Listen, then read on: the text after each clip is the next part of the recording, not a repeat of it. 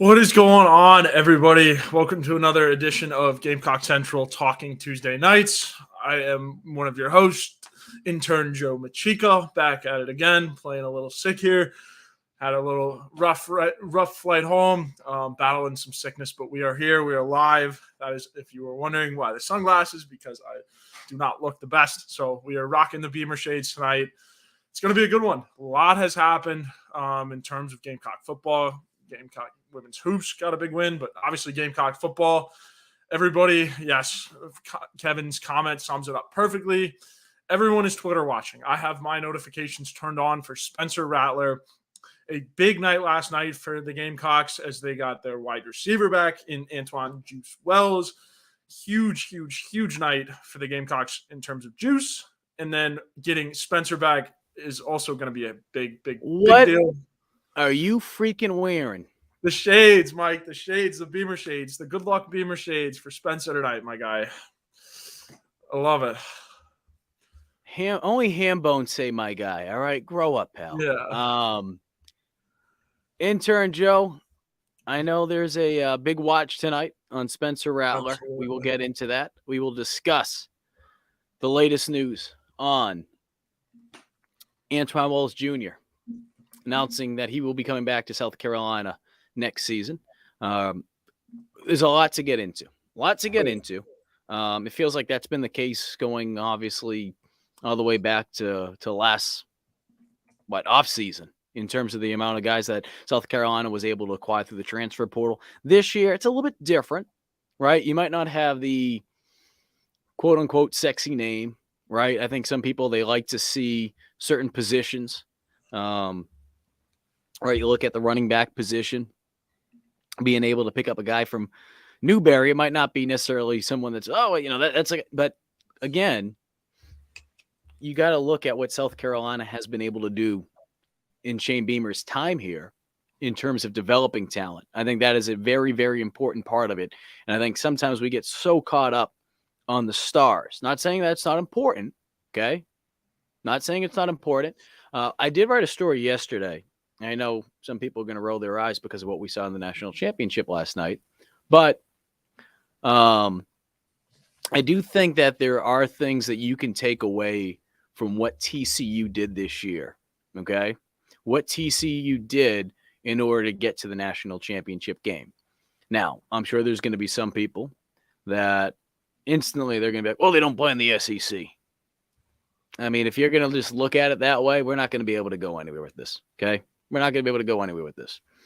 So have an open mind, and we will discuss some of those things that they were able to do this year and how I think in this new era, when you talk about NIL, when you talk about the transfer portal, intern Joe, what they were able to do a good job of that helped them get to a position where before the season they were ranked, they were projected to finish 7th in the Big 12.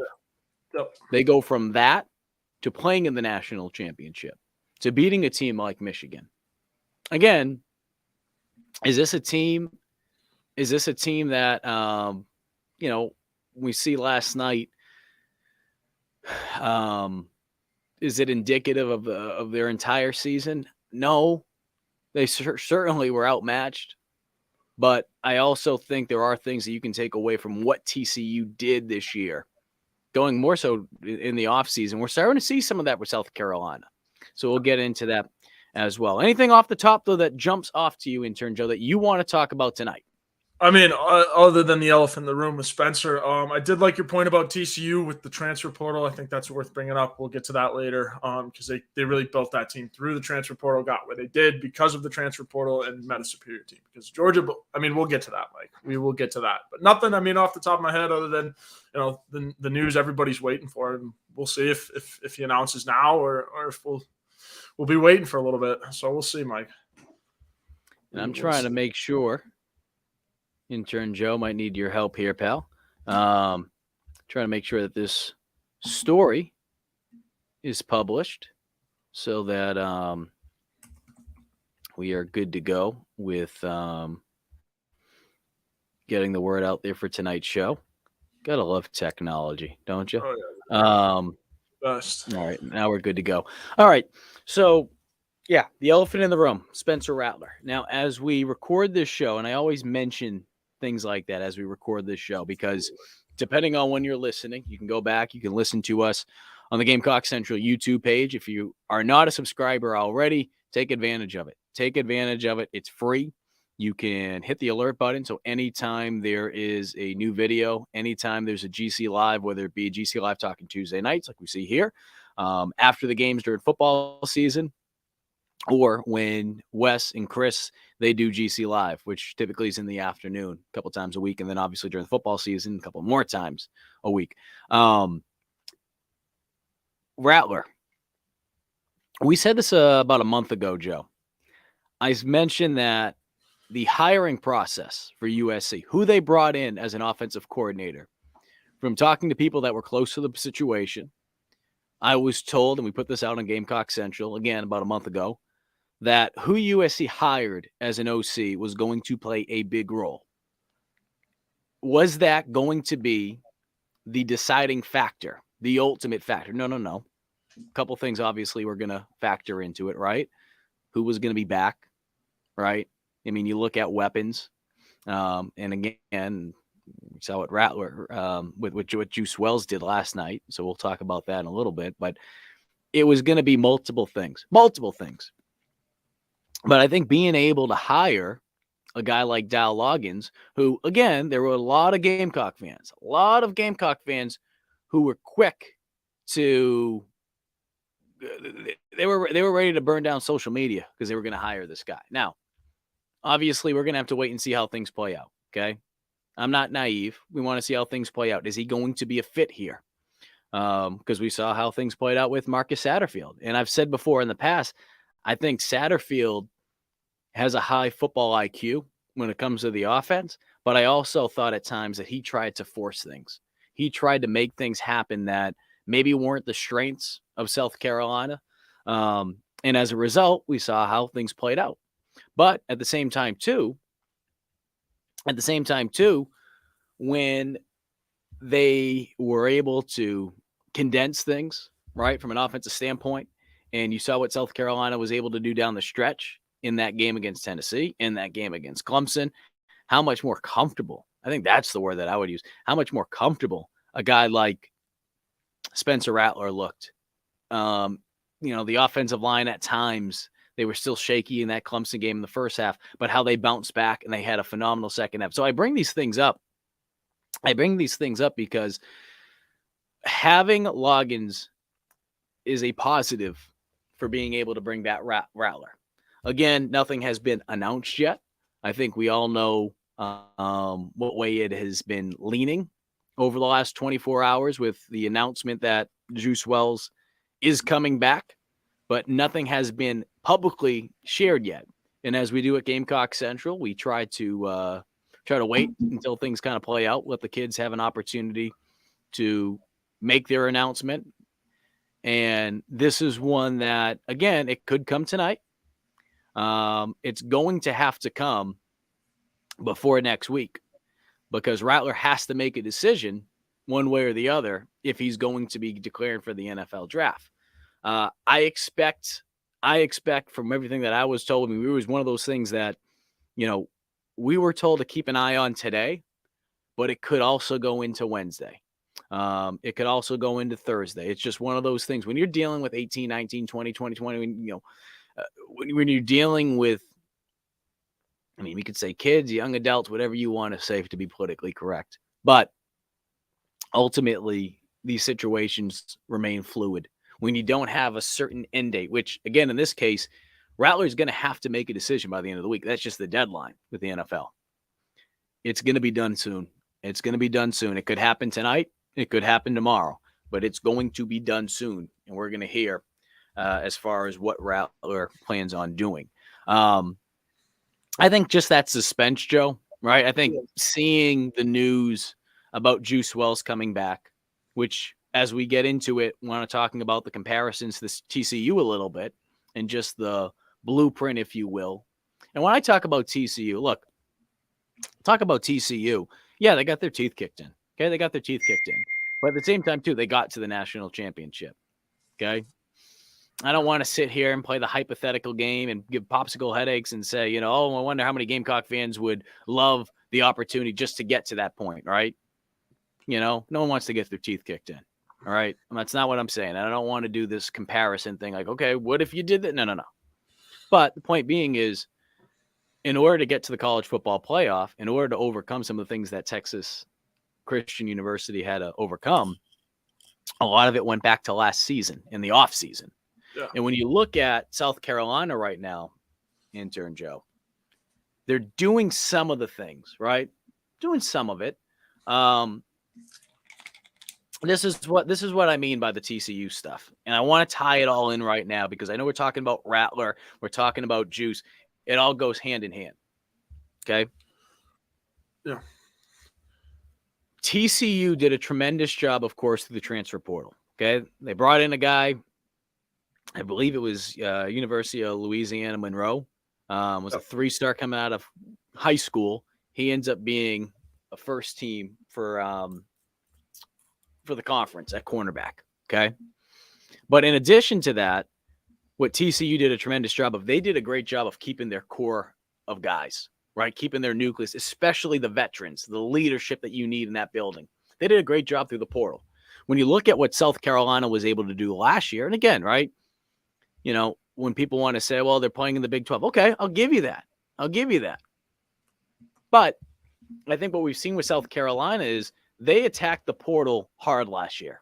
And that's not to say they're not attacking it hard this year. I just think it's a little bit different depending on the positions that they're going after, right? It's not going to be as sexy if you're not going after a quarterback or this. You got to go after your needs. It's not Madden, right? You're just not going to go into free agency, right, playing Madden and try to say, okay, who's the big name free agent? It doesn't work that way, right? There's obviously multiple layers. You need to make sure they're a good fit. What positions are you looking for? All that kind of stuff. So I bring that up, Joe, because what TCU did a good job of is they kept the nucleus of that veteran leadership, good guys. They convinced guys, especially having a new coach come in. They kept guys like that. But in addition to that, they did a good job through the transfer portal, right? So the portal, of course, is big. But to me, more than anything, I just think it's keeping that nucleus. I think that's so important. And if you have a guy like Rattler come back, if you have a guy like we know already with Juice coming back, again, is that every player? Yeah, they're going to lose some guys. It's part of it. You're going to lose some guys. And maybe there's some guys that just don't fit your culture, ultimately. Those two guys, to me, from a culture standpoint, from everything that we were told this past year, they fit in quickly. And to have those two guys back, I don't think you need to be a rocket scientist to know the impact that they should have with this team. The difference of maybe winning 7 games compared to potentially winning 10. I don't think it's far-fetched to say that. Yeah, Mike. I mean, I think, Spencer, since he got here, everyone was, the big ding on him was his morale and what he brings to a program, and that, how he was portrayed in QB1 and at Oklahoma. He didn't handle the Caleb Williams thing very well. And I mean, granted, I wouldn't handle, being benched too well either. But I mean, since he's been here, he's proven that he has bought into the culture as well as anybody, if not one of the best, next to the Carry-On Joyner level type of player. So, I mean, to have him come back and to have he's gotten Juice on the same wavelength, and Juice is, they've kind of lifted each other up. We've seen that through games, in their leadership together. It would be such a big piece. And then, it says a lot to have those guys recruiting for you too, not only in the transfer portal, but in the 2024 class. Obviously, you still have Nicholas Harbor. His decision comes in February to have both those guys back. Recruiting, like I said, not only in the transfer portal, but for recruits in general, that just establishes the culture even more. And so it's a big, big thing for morale and what Beamer's trying to build, and the whole culture, and that everything that he's built up. It's huge. It's absolutely huge to get those two guys back. Not only like I said, for the culture, but athletically too. We know what they can do on the field. But I mean, the thing that everyone really isn't really looking at is what they bring to the team morale-wise and culture-wise. These two are big, big pieces for the program. So to get them back it's just huge, to keep the culture and keep everything intact and to kind of keep the momentum rolling.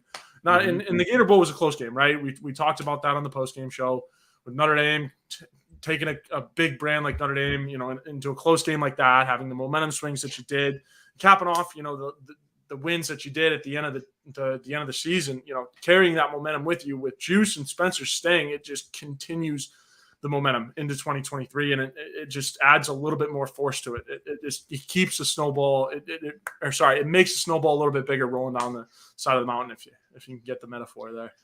So, like I said, I know some people don't want me to make comparisons to TCU here because of what we saw last night. Again, they got their teeth kicked in. But at the same time, too, they made it to that point. They made it to that point. They made it to the college football playoff. I think any Gamecock fan would say, sign me up for that, to be able to reach there. And there's going to be some, well, I don't want to get my teeth kicked in. No one wants to get their teeth kicked in. Okay? They got their teeth kicked in. But there's some things, again, it's not apples for apples when you go down the list of the rosters and you look at TCU to South Carolina. I'm just mentioning some things that South Carolina has already done this offseason that should make you feel good a little bit. And the whole premise of the story yesterday, I wrote it before the national championship game actually started. And I even said, regardless of what happens in tonight's game, there's still things that TCU did that teams are going to have to do, but it can turn things around quickly. I mean, the first sentence, TCU's unlikely run to the national championship is a reminder of how college football is changing and how a team can quickly turn into contenders. That's the premise of the story. That's the premise. I think we'd all agree that a couple years ago, right, South Carolina ends the season, what was it, 2-8 during the COVID season? 2-8, right? They have 6 wins in 2 years, okay? 2 years before Beamer comes in here. I think we'd all agree that being able to turn things around like Beamer has, I'm not saying it's impossible, but it's more realistic. It's more realistic, especially in a conference like the SEC, which, as we know, from top to bottom, it's challenging. It's very challenging. So I bring that up because being able to add Rattler last year, being able to add other guys who have been just absolutely, I mean, you talk about the 4 stars and the 5 stars that you get from the transfer portal, the former 4 stars, former 5 stars. Sometimes it's the diamonds in the rough, right? Carlin Patel, Division II, comes on in, starts the last 6-7 games at nickel. He's with the Steelers now. You look at a guy like Nate Atkins, the job that he was able to do. I mean, the catch, obviously, against Clemson, that's going to be, plastered across bars and restaurants in Columbia and throughout the Midlands for years to come. But we talked about it even before the Tennessee game, because that Tennessee game, Clemson, that's when he started to get those receptions more, right? He did a tremendous job on special teams, and I think that's what's going to help him more than anything to earn an opportunity playing at the next level. So I bring this up because I think Beamer has an understanding of, hey, look, we still have a lot of work to do, and it's challenging now, as I wrote in the story, talking to another Power 5 coach outside of the SEC. It's challenging to keep guys on your team, and you should be credited for doing that. I think that's one thing that's going to be overlooked, because in years past, it was kind of taken for granted, right? Being able to recruit the guys that you already have there. And I know some people are going to say, Intern Joe, well, if that's the case and you have to go out there and you got to pitch a school that they're already at, we don't want them. Well, look, there's other factors in there. There's other factors. And I know the men's basketball team's playing right now. Shout out to Walter putting that score out there for us. I know there's other factors that go into it. But I think being able to take advantage of the portal, right, while also understanding that as much as it's going to give, it's also going to take a little bit. And you need to do a great job of keeping your own. And again, there's going to be guys that decide to go out other places. Maybe they want to chase other opportunities for money from an NIL standpoint. Maybe they just want to be closer to home. Maybe they just want a fresh start from an offensive standpoint, defensive standpoint, more playing time, whatever the case may be. But at the end of the day, you still need to be able to keep those guys there. And I think if TCU showed us anything, it's that it is possible. It is possible that you don't have to be a Georgia. You don't have to be an Alabama. That you can turn into a contender literally overnight. I think that's the biggest thing. The biggest takeaway for me for TCU, you can be turned into a contender overnight. Obviously, that conference isn't the SEC. I understand that. But if you're able to get talent into a school like this, and like we saw with Rattler, this team would not be the team they are right now if they didn't bring Rattler and some of those other guys in. Would you agree with that, Joe? If they didn't have the portal to go to, you know, you wouldn't have that ability to. Yeah, absolutely not. Absolutely not, Mike. And I mean, like, it starts with Spencer, right? That's kind of when that was the first big splash that we saw Beamer making in the transfer portal. Actually, well, it started with Stogg and then Spencer followed. But, with Spencer coming in and like Beamer landing Spencer, it showed that he is more than willing to go to the transfer portal and go get guys. It means he's also transfer portal savvy. We saw what Sonny Dykes did. Sonny Dykes filled in the gaps of what he needed this season with what he had, and that's how they were so competitive. That's how they were so good, is because Sonny Dykes took the transfer portal and said, okay, this is what we got in one hand. Let's go get what else we need, and let's go for it. And that's what Shane has been trying to do. And I've also asked Shane this before, is how do you balance out, a high school recruiting class and a transfer portal recruiting class? And he said it's tough, but, it also depends on the quality of the players in the class, and also to what there's more of, what there's less of. It's a tough job to balance it out, but obviously Shane has proved that he's able to do that, especially with the last recruiting class with Nicky Minwari. He's gone and got DBs when he knew, Cam Smith and Darius Rush were probably going to leave. So then he went out and got DQ Smith and Nicky Minwari, who are going to step up into those two roles with ease, I think. So I think it'll be huge. And Shane, he's, like I said, Mike, he's already proved that he can do both, and also too, meanwhile balancing out the high school recruiting class. So to your point too, I heard you mention it earlier, it's the SEC, so it's going to be a lot tougher to compete. That's kind of why, TCU rose to the top so quickly. But I think in the SEC, kind of Shane is trying to do what TCU has been doing. And I think with Spencer and Juice coming back, it's huge, because you don't really have to take there's not really a big gap from last year. No. Just kind of and continue the demand to win now, it's at an all-time high. It's at an all-time high. You thought the patience, right? The patient level of fans, the patient level of boosters, administration. If you thought in the past, I'm not even just talking about South Carolina, I'm talking about college sports in general, especially college football. If you thought there was a short leash in the past, buckle up.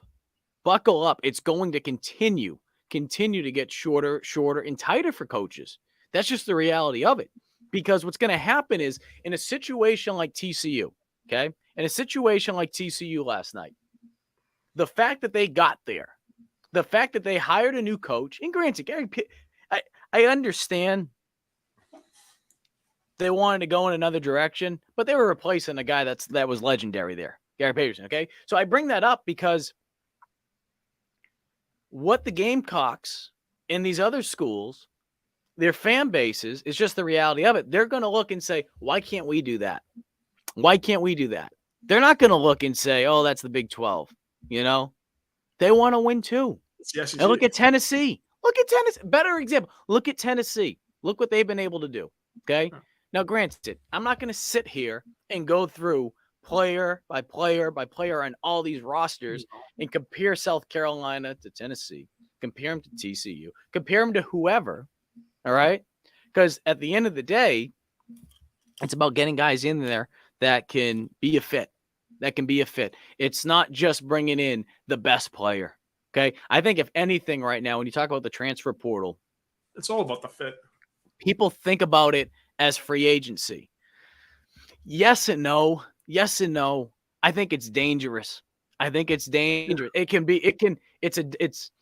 can be very successful, but it can be dangerous. And the reason why it can be dangerous is everything that you built, everything that you have built, right? Depending on how long you've been there for, it can go away just like that. You're trying to get that locker room to believe in you. You're trying to get players in that locker room to run through walls for you. You bring someone in there, okay, that's just not that right fit. You might have the stars, 4, 5, whatever. If he's not the right fit, what happens when adversity strikes that young man? Is he going to be the type of young man that gets pissed off that he's not playing or he's not getting the ball as much, right? Can he infect that room that positional group? Can he infect that entire locker? Those are the challenges that you're facing right now in the portal. So when you're talking about recruiting, and I say recruiting, Joe, I'm not talking just about high school. I'm not talking just about the portal. I'm talking about also being able to keep guys on your roster. When you're recruiting players, these are the things that you need to think of, because all it takes is one player. All it takes is one player to infect everything. I don't want to use the word cancer. I don't want to, right. But it can infect a locker room. So far, from what we've seen, that hasn't been the case with South Carolina. And again, if they're able to keep Rattler, if Rattler comes out tonight, if Rattler comes out tomorrow, whenever he comes out and he says, hey, I'm running it back. Okay. You have a guy like that who, again, Joe, as you mentioned, there are a lot of people on the outside writing the narrative about this kid before he even stepped foot on this campus because of something that freaking happened on Netflix 5 years ago or whatever the hell the case was, He needs to be, if anybody, Spencer Rattler has a chip on his shoulder, and you can tell. You can kind of just tell after that bowl game, the way he's been talking. And two, Mike, I think recruiting and getting everyone back and all of this, it's a chess game for college coaches. They're playing chess. It's not checkers, because it'd be a lot easier and teams would stay Saban is playing checkers, right? Kirby Smart might be playing checkers because that's because they're at the way top. And, Kirby can recruit anybody. Those two guys can recruit anybody because they're at the way top. But it's chess. It really is trying to keep the right guys in and trying to keep them in the program and try to have, and it as well as anybody, Mike, you played the game. One bad person in the locker room can screw up an entire season. But even stuff like this, though, intern Joe, Mark brings up a great point. And, it can be about the quarterbacks, but it's really any position, really. Mark writes, but when will we start worrying about the development of the quarterbacks we've already recruited versus the continuous hope of Spencer returning? I think, look, the reality is this, and I think, Mark, you would agree with me. I think a lot of people that are watching, I think we'd all agree. If you have the opportunity to bring someone in, whether it be from the high school level, whether it be from the JUCO level, whether it be from the transfer, whatever the hell the case may be, if you're able to bring someone in and they're able to make your team better, of course you're going to take them. Now, obviously, the quarterback position is going to stand out more than anything, right? Because it's the quarterback, right? Everyone's a quarterback, but it's really any position. It could be offensive line. It could be defensive line, defensive backs, wide receivers, whatever. Yes, I do think there is something to be said about being able to develop your own. And it's not just the quarterback position, because at some point, and I've said this before in the past, Beamer has done a good job, especially his first year. Not saying he didn't do a good job in his second year, but there were really guys that stood out. There was guys that stood out to me this year, of course. You think of Rattler towards the end of the season. But how guys perform when they come in here. Did they perform when they came from the transfer portal? That development, right? You talk about other players from other programs that when they do enter the portal, they're going to take note to that. They're going to notice that. How did guys who came through the portal, how do they do? Yeah, it's easy to look position, right? Okay, this is how a quarterback did here. But just in general, did they have an opportunity, right? Did they have an opportunity? And if they had an opportunity, how far did they take? Were they able to go with it? I think with some of these players, with what we've seen, and it's something else to keep an eye on. I think it's early right now. Again, I mentioned the Platels of the world, the Nate Atkins of the world. Stockner did a decent job last year too. I think there were some things that he was asked to do based on the struggles with the consistency, the lack thereof from a blocking standpoint, that forced some of the tight ends to have to block a little bit more than maybe South Carolina would have liked, especially maybe what they originally anticipated at the beginning of the year. Maybe they wanted to have Stogner go out a little bit more. Maybe they wanted to use Bell in ways that, again, as we saw in the middle of the season, they really weren't utilizing him in the way that I think a lot of us on the outside would have loved to have seen him be used as, right? But I bring these things up because I think, look, I get it. You look at that quarterback room, it's going to get crowded. It's going to get crowded. If Rattler comes back, Reno's not coming. He's not going to reclassify for the class of 2023. There's still hope. Okay. There's still hope. But he comes in. Rattler comes back. He's not going to come in. Sellers is coming in, right? We don't know if anyone's going to transfer out of that room. As of right now, that hasn't been the case. That's not to say it won't happen. That won't say it won't happen. But I think it's important to realize that, look, if you have an opportunity to make your team better, you're going to take advantage of it. You're going to do it. It's risky. It's risky because, again, if you're a high school player, we talk about transfers that come in, high school players take note to that. I think a team, Joe, that has really done a lot through the transfer portal is Ole Miss. And the thing about it is, some of those guys, when they go out from a recruiting standpoint for high school, they're paying attention to this. They're trying to see, what's my opportunity here? What did it look like for some of the other guys, especially, whatever position they play coming out of high school? Did they get the same crack? I think there's going to be a lot of schools that, regardless, are going to take advantage of the portal. Clemson's doing it their own way right now. They've took maybe a handful of portal players over the last 2 seasons. They're really not going into it. But at the same time, too, how is that going to play out for them? How is that going to play out? I think right now, they're starting to take a step back in a lot of ways, because I think other teams are taking advantage of the portal. Now, is that to say the portal is the ultimate, the greatest thing invented, right? No, because I think we've seen it with A&M. That how quickly it can go south. But I think at the same time, too, if you can bring players in that are talented, that you feel like can help you win, going back to what we talked about, now you're going to do that, regardless of the position. Again, that quarterback position, as Mark brought up, it's going to stand out more than anything. Does it slow down the development of some of your players? Maybe. But at the same time, too, and this is just the way that I think about it, just as a former player, you want to compete against the best. Like Marcus Lattimore told me, when those guys come in there, 99% of them truly believe they're going to go play at the next level. 99%. What's going to happen when they're in the NFL? They're going to be going up against the best. Kevin Harris, having chances to talk to Kevin throughout this season, with me being up at New England almost daily throughout the regular season, and getting to talk with him, and some things off record, and just stick, because obviously our report that we developed at South Carolina, I mean, he's going up against guys that are absolute studs every day, and he knows he has to bring his best. Because if he doesn't, someone else is gonna. So for some of these guys, are they going to say, you know what, screw it, I want to go somewhere else? Yeah, it's going to happen. But to me, I wouldn't get so caught up on the whole homegrown thing anymore. And I say homegrown, I'm not just talking specifically about South Carolina and being from South Carolina, staying in state. I'm talking about developing guys that you recruited out of high school. I just feel like ultimately we're in a win now era. And if you feel like you can bring someone in, I know I'm kind of going on a rant here. If you're going to find someone that you feel like is going to help you win now, they're going to do that. I mean, the whole thing this offseason, intern Joe, was they weren't going to go to the portal for a quarterback.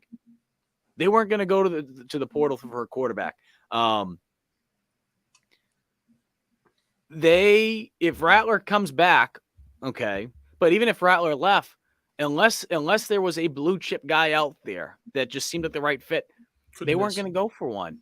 They didn't feel like they wanted to give Luke Doty the opportunity.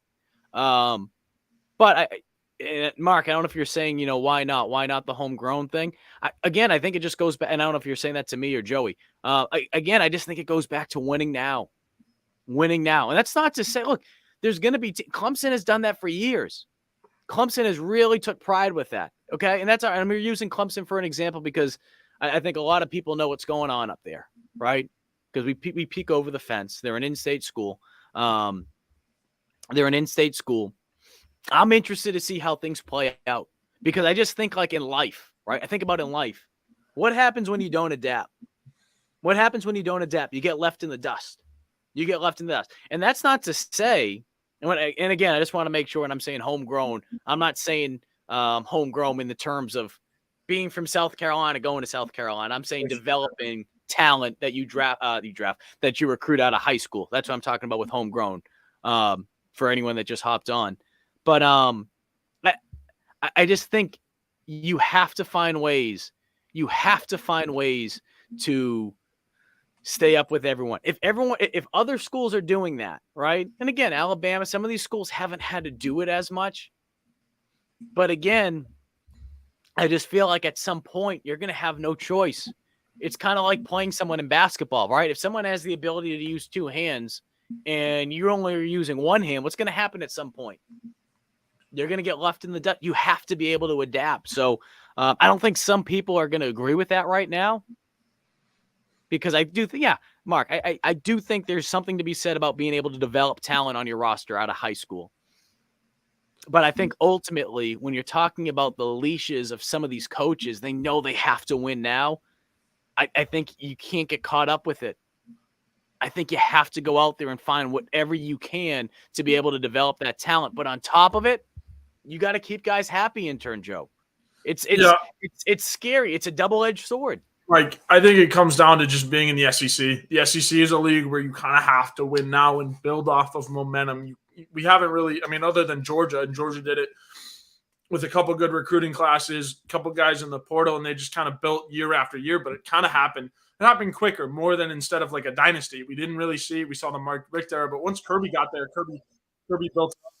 And, so it was kind of like, in the SEC, it's just a win now league, right? Like, we see teams that, try to rebuild and they get stuck rebuilding for years. The guys that they, are trying to build around, they graduate and they're just left with their tails in their hands. Like, damn, like what the hell just happened? So I think that's just the nature of the SEC. And Beamer, when he was able to get Stogner, when he was able to get Rattler, proved that, okay, like, he can do this. He knows how to negotiate the portal and build relationships with guys, go get guys, fill the positions of needs. And my example for this one is linebacker, the kid from Ole Miss that they just got is a very big piece in my eyes.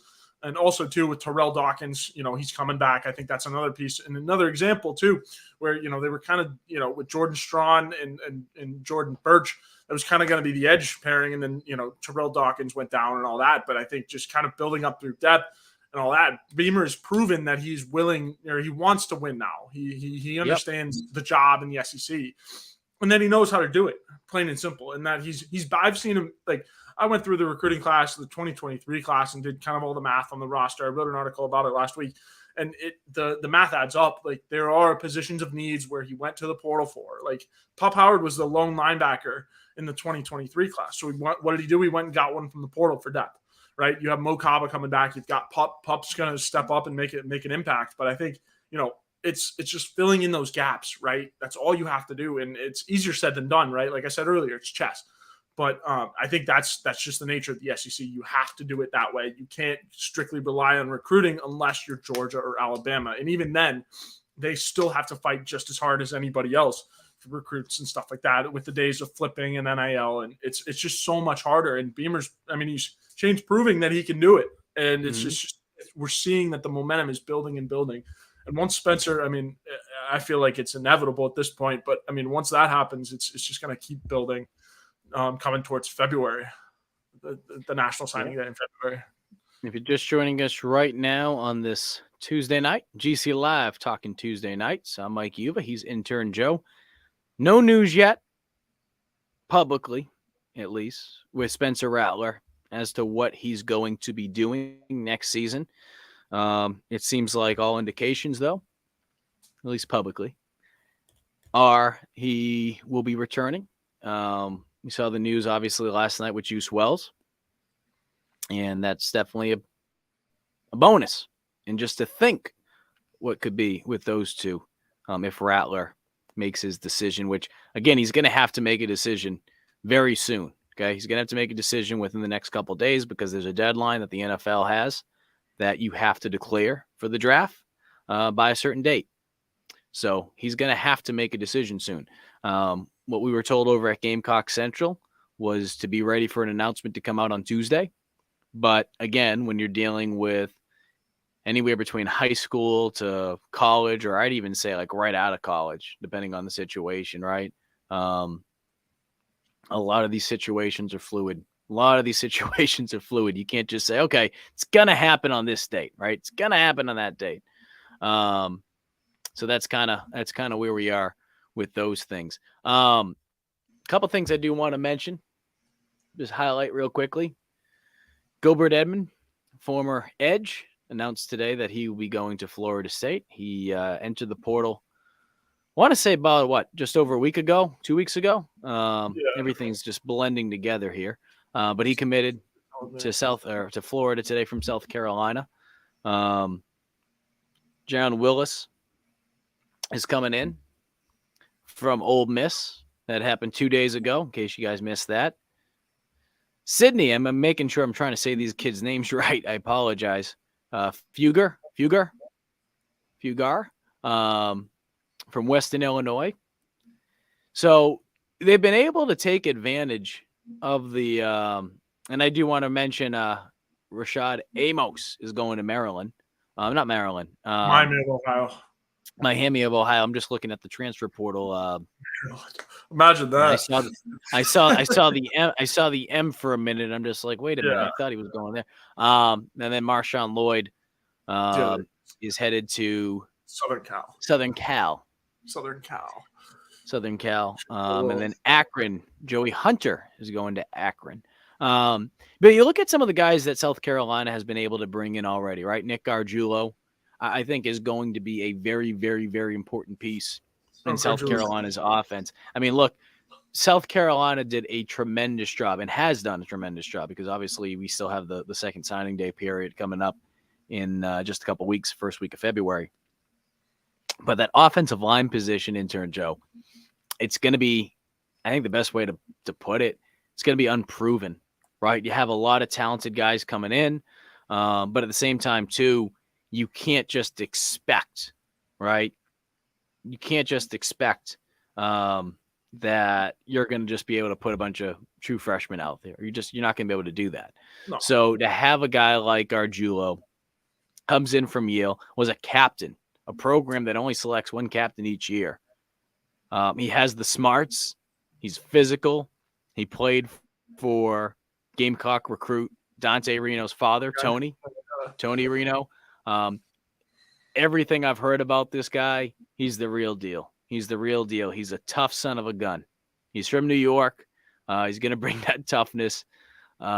He's going to be good to go. So I bring that up, Mario Anderson, we mentioned, from Newberry coming in. So I go down this list here. The one that we haven't talked about yet, because it happened just the other day, Jordan Birch leaving. Stuff like that, it's going to sting. I mean, it's going to sting. There's no other way to put it, especially a local kid leaving. Okay. All I could say to that is this: look, it's going to happen. And I know a lot of people want to use this phrase, which I kind of just rolling my eyebrows over, my eyebrows at, raising my eyebrows. The whole, well, it's one of Muschamp's guys. It's one of Muschamp's guys. We're one Muschamp guy. Are we really going to do that every time? I mean, if that's the case, I mean, goodness gracious. Luke Doty, he's a Muschamp guy. DeCarrion Joyner, he's a Muschamp guy. This whole, I get it in this sense, intern Joe, that for these players, it may be easier for them to walk away. And I think that's what some people are trying to say, right? It's because they didn't make a commitment to Beamer, right? But I also think, some of these guys, depending on the situation, depending on when they came in here, probably have a closer connection to this coaching staff or Beamer in general. But again, I understand what some people are trying to say, but I just think this whole vague paintbrush that some are trying to do every time, oh, he's a Muschamp guy. Well, unless Muschamp guy,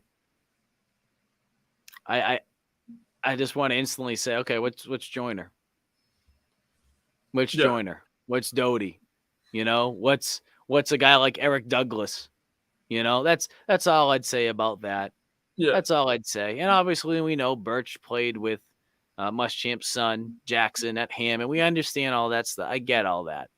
But I think more than anything, I just think, look, you're trying to get guys that want to be there, that want to play at South Carolina. Some guys are going to want to be there for certain reasons. And I think, too, right now, because NIL is so new, and I'm not saying every player is leaving because of NIL, but I think there is something to be said about that because it's so new. We're going to have to find out how things play out for some of these players. I'm interested 5-10 years from now. How did it work out? I mean, we did a list. We put a list out there, the guys that transferred out of South Carolina. We did a list about the guys that transferred into South Carolina and how they did. It's going to be different for everybody. It's a case-by-case thing. But I am going to be interested to see in the next couple of years, and I'm not specifically talking about Jordan Birch, but how it plays out, how it pans out. You know, I said this the other day, and I wrote this in a story.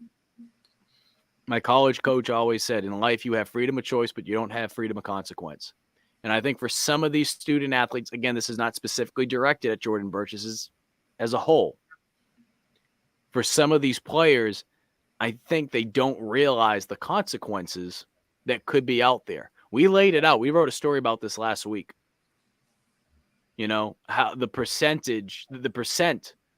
number of guys that go on to play in the NFL, how that percent really drops down even more when you talk about guys that are still in the league after 3 years. Okay. So when you're talking about chasing money, I understand it, right? Because everyone's situation is different. I'm never going to count a man's wallet. But at the same time, too, just be wary. Be wary. And I'm not trying to sound like the old man, but, you know, that degree is important. That degree is important, okay? Because like I mentioned, not everyone's going to be able to have an opportunity to go to the NFL and have 10-year careers, 6-year, 7-year careers, be able to get that pension. And without a degree, man, it makes it more challenging. So I think there's already been a challenge before about it, but I think it's going to make it even tougher. And when you burn those bridges, unfortunately, all right, I don't know the specifics with USC. I'll have to find out. If you transfer out, I could be wrong, but I would assume that would void your opportunity to come back to finish to get your degree. You know what I mean? So I bring that up just because I know that there's been former players in the past that leave early, but it's always been one of those things that USC has left the door open to, right? Whether you want to go to the NFL, whatever the case may be, and you want to come back to get that degree. So again, relationships, they matter. Talk about the degree. I mean, shoot, look at some of the players here in this state. I mean, obviously local people, but I mean, Marcus Lattimore went out west. If Marcus Lattimore wanted to work wherever he wanted in South Carolina, I'm pretty sure he could get a job. I'm not saying every job, but you know what I'm talking about. He could probably land a lot of jobs. Same case with people that aren't necessarily from here. Think of a guy like Connor Shaw. If he wants to do anything, he could. You know, DeCarrion Joyner, when his playing days are done, and I've already been told there's a couple of jobs that are reaching out to him already. I don't know the exact jobs for all of them, but he's going to have opportunities outside of football when his playing days are done. So, again, yeah, it's not to go on this big rant about degrees and this and that, but I think there is something to be said about it. And how for some, depending on their circle, they're being fed information that might not be in the best interest of them. And again, like I said, you have freedom of choice. You want the opportunity. I'm all for NIL. I'm all for the transfer portal. You have freedom of choice. You don't have freedom of consequence. So don't get upset a couple of years from now, 5 years from now, 10 years, 30 years from now. Don't get all pissy if there were opportunities for you, or there was going to be opportunities for you, and they're not there anymore. You have your choice, and I pray, right? I'll never wish badly upon anyone. I pray that some of these kids that have made these decisions, I hope it works out for them. Yeah, Mike. I mean, we started with the transfer portal, and I saw a comment that was asking if Gargiulo was a center. I believe so. Correct correct me if I'm wrong there, but Gargiulo's a big piece. I'm backtracking a little bit, so forgive me. But so I think that Gargiulo is going to be a big veteran piece on replacing a big veteran offensive line. Like obviously you said, you can't really replace that many veterans with freshmen. That's just kind of impossible. So I think Gargiulo is a big piece. But I mean, on Birch, from everything that I'm hearing, it's a very fluid situation. I don't necessarily think Birch has burnt down his bridge at USC as bad as Marshawn did necessarily. I think Birch is the situation is very fluid. That's all I'm hearing. And that's really kind of what I'm going to leave it at. I could see it going both ways. I've been a big Birch believer this year as well. I think he's been improving year by year, and he would be another big piece to have him, come back. I think he would be welcomed back. I don't think there is that much bad blood. I don't think it's like a Marshawn Lloyd situation. So I think the Birch situation is a lot different from Marshawn. So we'll leave that at that. And also too, I think with Dakereon, I like what you said there. He's been offered other jobs and that kind of thing. I think when you are a guy like Dakereon joining, you show commitment like that. It definitely shows to others and shows to people around the country. And intern Joe, I want to hit on Chad's question. Why can Marcus land a job? What has he done in coaching? I think you misunderstood what I was saying. When I say that they can land a job, like pretty much any job they want, I mean, it doesn't have to be just football. It doesn't have to be just football. There's people, and I think we can all agree, and this isn't a slight at some other people's professions, whatever the case would be. I'm not going to go down the list, right? Obviously, there's certain jobs you need certain requirements to have that job. I understand that. But I'm talking about in terms of, some of the qualities you think about from a football standpoint, but especially guys like Connor Shaw, especially guys like Marcus Lattimore, especially guys like Dakereon Joyner, the fact that that they're dependable. They are someone that's going to connect with whoever they talk to, and they have high character. I think there's a lot of jobs out there where people would want them on their team, right? That's what I mean by that. As far as coaching goes, I'm not saying necessarily, okay, this person's going to be a head coach or anything like that. I mean, Connor does come from a coaching family, right? Dad coached high school football, brother coaches football. Connor played in the NFL. I think that alone is going to give you a leg up on people, whether some agree with it or not. I'm not saying that alone means he should be an offensive coordinator at South Carolina, okay? But that could get him an opportunity maybe a little bit quicker than someone else in the coaching profession. Marcus Lattimore, same deal. Obviously his NFL career was a little bit shorter, right? He didn't go through training camp, and obviously we know the whole story with his knee. But he coached high school. Both guys, of course, that the Beyond Football program that was created by Will Muschamp, and then Beamer carried on. It's kind of tweaked a little bit, but helping players both on and off the field, being able to show them what football can be, the vehicle, the tool it can help you with outside of your playing days when it's all said and done. And yeah, Jay, I'm glad you brought that up. And I was thinking about this. I really was. I mean, obviously, social media, technology, it's crazy to think about things, right?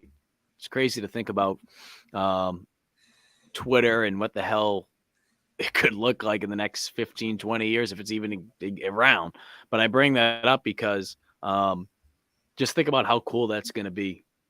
How cool that's going to be like 20 years from now to be able to show your daughter, like how cool that's going to be with Dakereon and the love he's felt from this community and the people who have supported him. I mean, there's even Clemson people out there. I think that's the thing. When you're someone like DK, it's not even about the logo that you're wearing. You're going to get people that will support you throughout college football. I mean, there were guys like that. Saw with his baby registry. The outpouring. I thought that was so cool. I just wanted to bring that up. I think it shows. Yeah. Absolutely. It shows absolutely that when you make an investment into this program, when you put an investment into this program, you don't have to be you don't have, especially this NIL era that we live in, Yeah. you don't have to be all conference. You don't have to be someone that starts every game.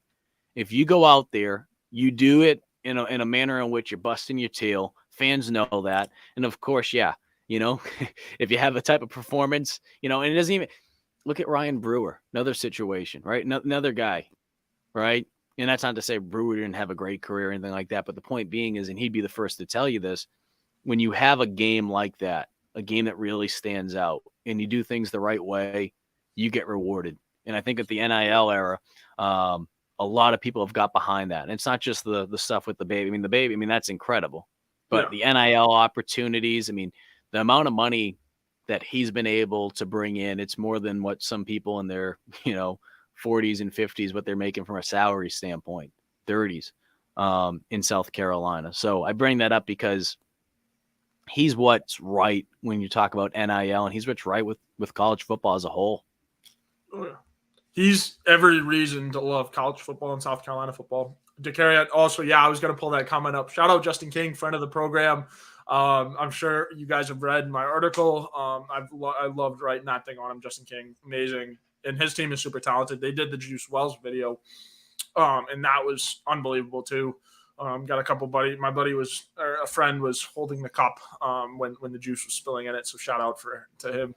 But I think, DeCarry Joyner, I don't think we can talk about him enough on his character, let alone his athletic ability. This year he didn't necessarily get as many touches or, playing time as we'd like to see. But, Beamer has said multiple times in press conferences that his leadership makes up for, his role on the field. The reason why DeCarry Joyner is still with the program is because he is one of, if not the best vocal and personable leaders in the locker room. He is such an asset to this program. And I think, he is also another person who helped Spencer and Juice and guys like that, the next generation of players, adapt to the culture and the system, and leading by example for a guy that was here in the Muschamp era, and to pick up on what Beamer was preaching so quickly, and to be a shining example of it like that, man, it's incredible. And he's one of Beamer's I guess examples of what his culture can do. And he's preaching it. He's trying to pass it on and instill this culture down to the next level of players and recruits and transfers and stuff. And I think he's doing a great job. And for him coming back, I think it's not only big for him for an NIL standpoint and for his daughter. Like I brought up the outpouring of the baby registry, which I thought was so cool. I had to bring that up.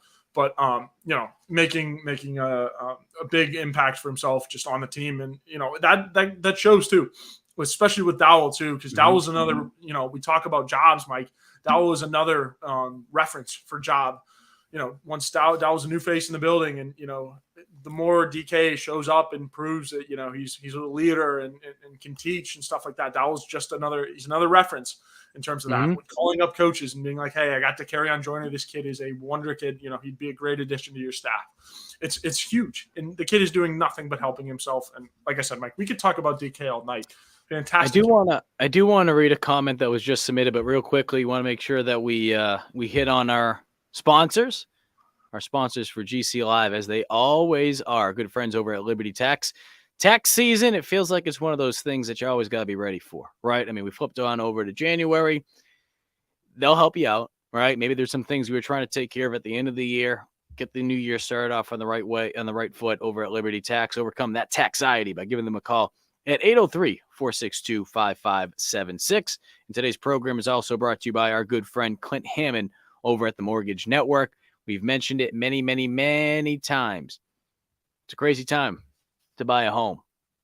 It's one less thing you want to be thinking about, right? When you go through all the paperwork, Clint will help you. Clint will make things a hell of a lot easier for you. He did that for former Gamecock quarterback Perry Orth, who went on this very program and said how much help it was being able to have a guy like Clint Hammond in his corner. Give Clint a call over at 803-576-4450. Once again, that is Clint Hammond over at the Mortgage Network. And Spencer just made it official. He is back. I just got the notification for it. Rattler's back. He is back. It is official. Spencer is back. I'll see if I can pull up the video here, Mike. 1 second. Intern Joe, you take care of that because I got to post something real quick. Yeah, I'm gonna pull that up. So yeah, Spencer Rattler's back, and with a Wolf of Wall Street reference too. Let me see if I gotta just pull this up on Twitter. Bear with us here. We're gonna get it going. Let's see. Come on now. As Mike is posting his clip. Here we go. Let's make this. All right, here we go. Present, share screen. Let's go. And Spencer is back. Oh, shit. Here we go.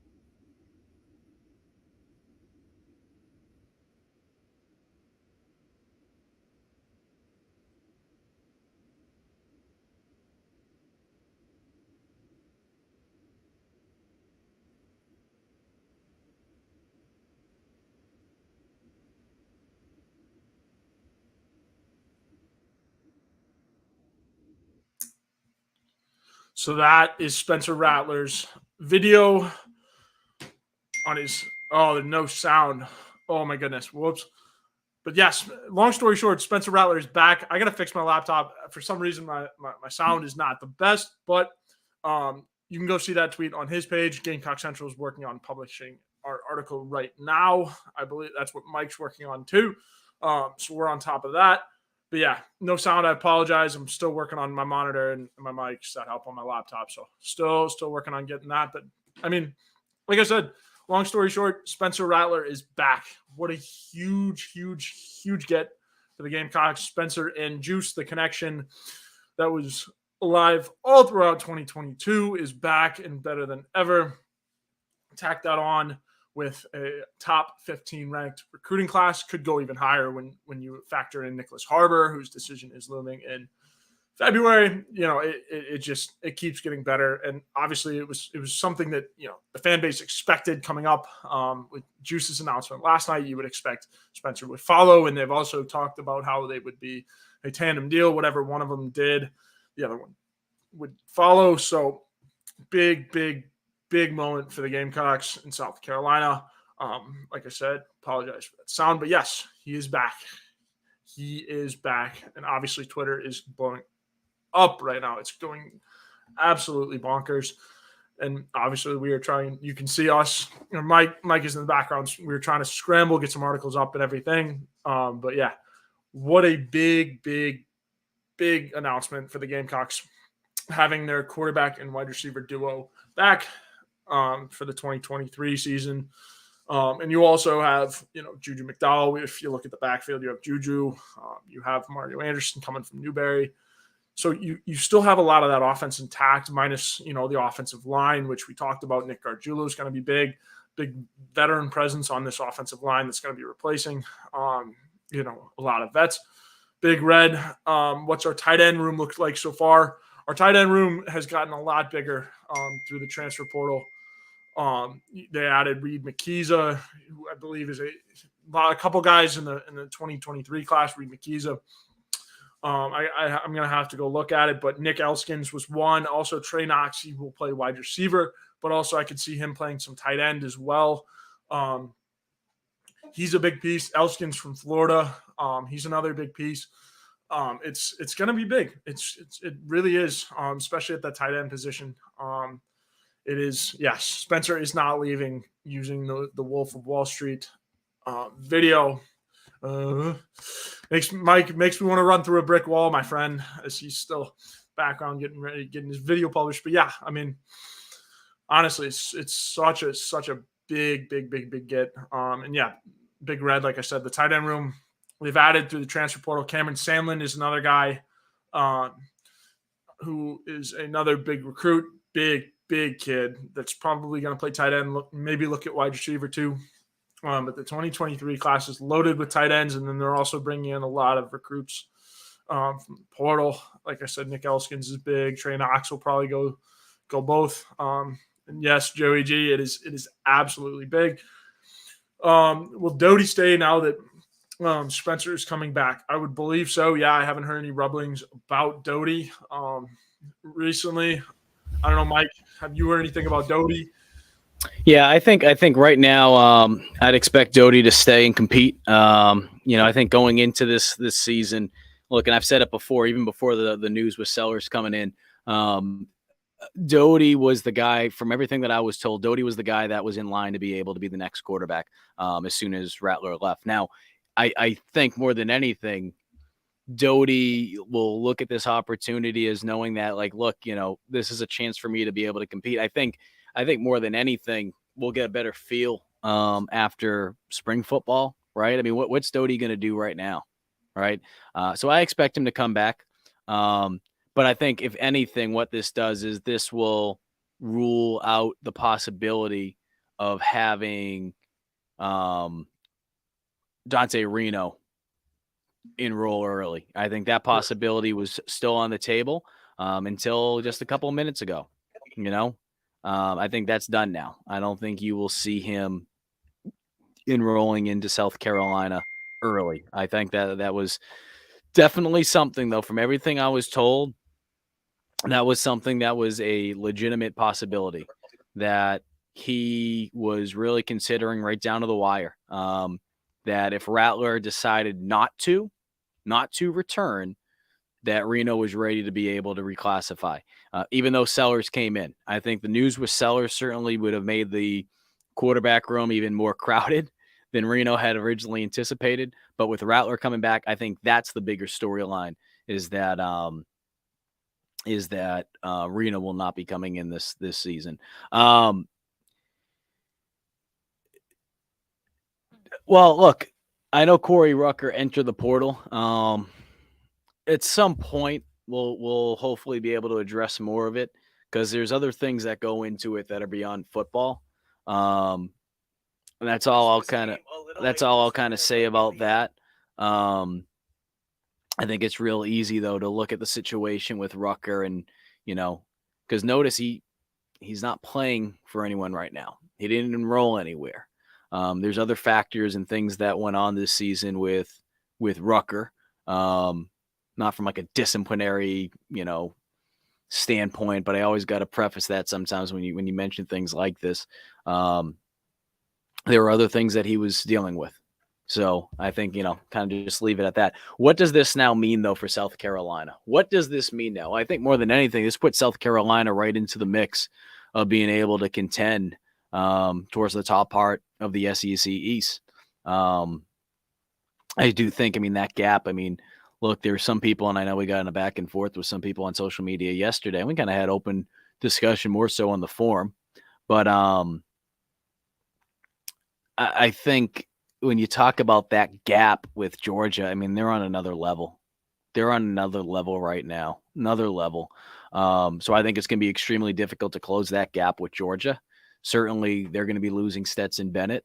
They're going to have some changes over there at Georgia, but they're still a young team. We talked about it before, South Carolina trying to replicate in some shape, way, or form to what TCU has been able to do. And what I meant by that, if you're just joining us, is that TCU has found a way to build a formula, or at least this past season, to be able to go from a team that no one took seriously to being a contender. And yes, we know they got killed last night. They got their teeth kicked in.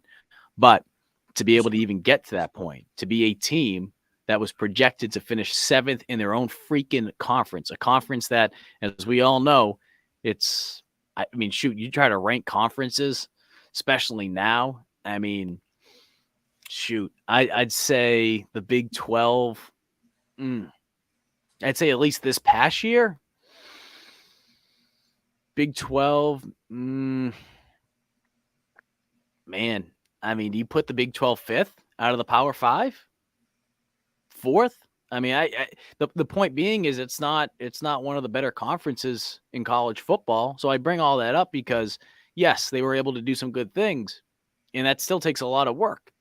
Takes a lot of work. I'm glad you brought this up. SC Scout guy always looks out for us. RJ Roderick. Yep, he's going to Liberty. Announced that this evening. Best of luck for RJ.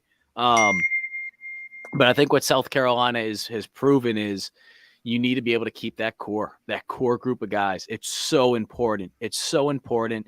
You're going to lose guys in the portal every year. Every team's going to face it in some shape, way, or form. South Carolina, they've lost a couple starters. We already know that. We don't have to reiterate that. We know what's gone on over the last couple weeks.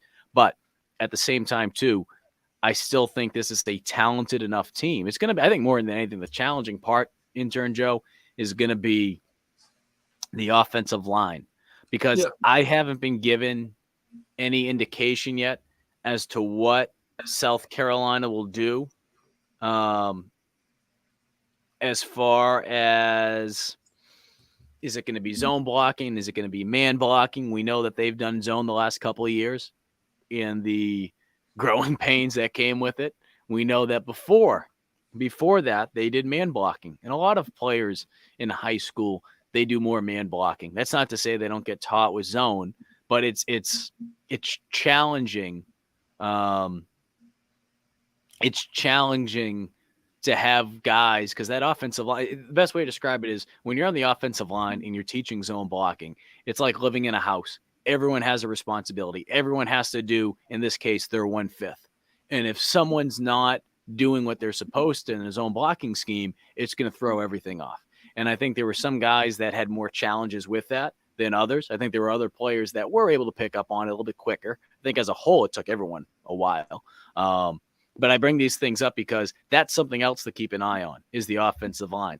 But from a weapons standpoint, yes, you're losing Jaheim Bell. And I know we can spin it here. We can say, oh, this many catches, that and that. Or, okay. Look, if he doesn't transfer, I think there's going to be a lot of people that are excited that he's back. Let's just call it for what it is. We can spin it any way we want. I think some people would have been excited for him to be back. Okay, he's gone. But I say all that because you're losing Marshawn Lloyd. Okay, when he was healthy, we know what he was capable of doing. Okay, Jaheim Bell, when he was able to get the ball going to him, you're able to get some things going. They're losing some key players. There's no question about it. And I say key, I'm not specifically saying, okay, this is the guy that All-American, but we're talking about some starters here. So as I phrased with the offensive line, in this case, you have talent on your roster. You just have a lot of unproven talent. And I think where South Carolina's Achilles heel will be, if it's not the offensive line position, just as a whole, knowing that you have Rattler back, is that their lack of depth is concerning. How deep can this team be? Who can rise to the occasion? Which younger players can come on in and make an impact? We saw it this past year. Nick Eamonworry, DQ Smith. I mean, what an unbelievable story there with DQ Smith. I think he was gray shirted at first. Like, when he came in, he wasn't able to sign on signing. I'm trying to. The point being is, like, his story was phenomenal. His story was really phenomenal. But Nick did a tremendous job this year. So I bring these things up because there were young players that came in last season. Obviously, local talent at that, which is always a plus. I know for so many Gamecock fans. they were able to do some good things. But as even Big Red just said, right? Replace starters with starters. Yep, they're doing a good job with that. Is it going to be, matching up completely with every position? No, but that's all right because there's a new offensive coordinator. You're going to try to do some different things, right? Big Red, do we know the depth on our team at least till we get to the spring game? I think Yeah, that's challenging. I think close. it's challenging It's close. in I'd terms say of it's that close. number. Yeah, I mean, yeah, just because the transfer portal is kind of winding down, right? Like we have most of the transfers kind of committed, but you still have moving pieces here and there. I think, come February, March, I think you might. But right now, like obviously you still got guys committing, but I think Big Red, I think we're close, not in terms of the number, but I think in just like a roster, the two deep, who we'll see out there, is pretty good. And then obviously, like Mike, we talked about the offensive line, like that's super flexible, and if I can bring one guy up that I think we will Yeah. see possibly stepping up on the offensive line is Marquis Anderson. I think that's a kid that he's really, really big, possesses a lot of size, and give him to, I know Greg Adkins isn't working on the field, works anymore, but yeah, put him in the system, get him in the weight room, especially since you rolled early. I think he could be a guy that we could see getting reps with the first team come the spring game. He, like I said, Pup Howard's another guy too, enrolled early. Is going to be a big piece for the defense in terms of linebacker depth. He'll be competing up there with Stone, Mo Kaba, those guys. But I think Markey and Pup are two guys to watch for sure. But in terms of the question, no, I think there's still a couple of transfer guys that still going to filter out. But I mean, come February, March, I think we'll have a good idea of two deep. Yeah, to answer the question by, see if I can pull it up here. Where are we here? SC Scout guy. Yeah, I mean, they've been Muschamp guys. Rucker, of course, like you mentioned, he wasn't, and those reasons go beyond football. I know that there were, you're going to have, just to kind of clarify in certain players, not that it really is, no shot at Jordan Davis, but he was a reserve offensive lineman. He was recruited by Muschamp and his staff. Des Kitchens, remember that guy? Des Kitchens was the primary recruiter there, and Muschamp had recruited him. I think he got a verbal in 2020. And he ended up staying with his commitment to the Gamecocks, and Beamer and his staff honored that commitment. You mentioned going through some of the names on the side here. Joey G. Moore will transfer after the spring ball as well. Yeah, and that's another thing to bring up. So the NCAA, they made windows, and I've talked about this before. I don't feel like, I don't know what the hell intern Joe's on tonight. Hey, we have to put him on tonight. Big news, Mike. Gotta turn the swag on tonight. You're turning something on. I don't know what the hell. It's not swag. But I think this, look, the windows that they're trying to create in college football, they need to do a better job with it. There's no question about it. For a long period of time, you had that February National Signing Day. You just had one day. Then they created the December one a couple of years back. The difference, obviously, with football in comparison to all the other sports was football only had one signing day. You didn't have that early signing day period, which all these other sports had. So that's the reason why they implemented the early signing day period, that second signing day period, if you will. So I mention that because in a perfect world, at least to me, signing day would just be once. Signing day would just be February. And the reason why is I feel like you could help mitigate some of the guys entering the portal, right?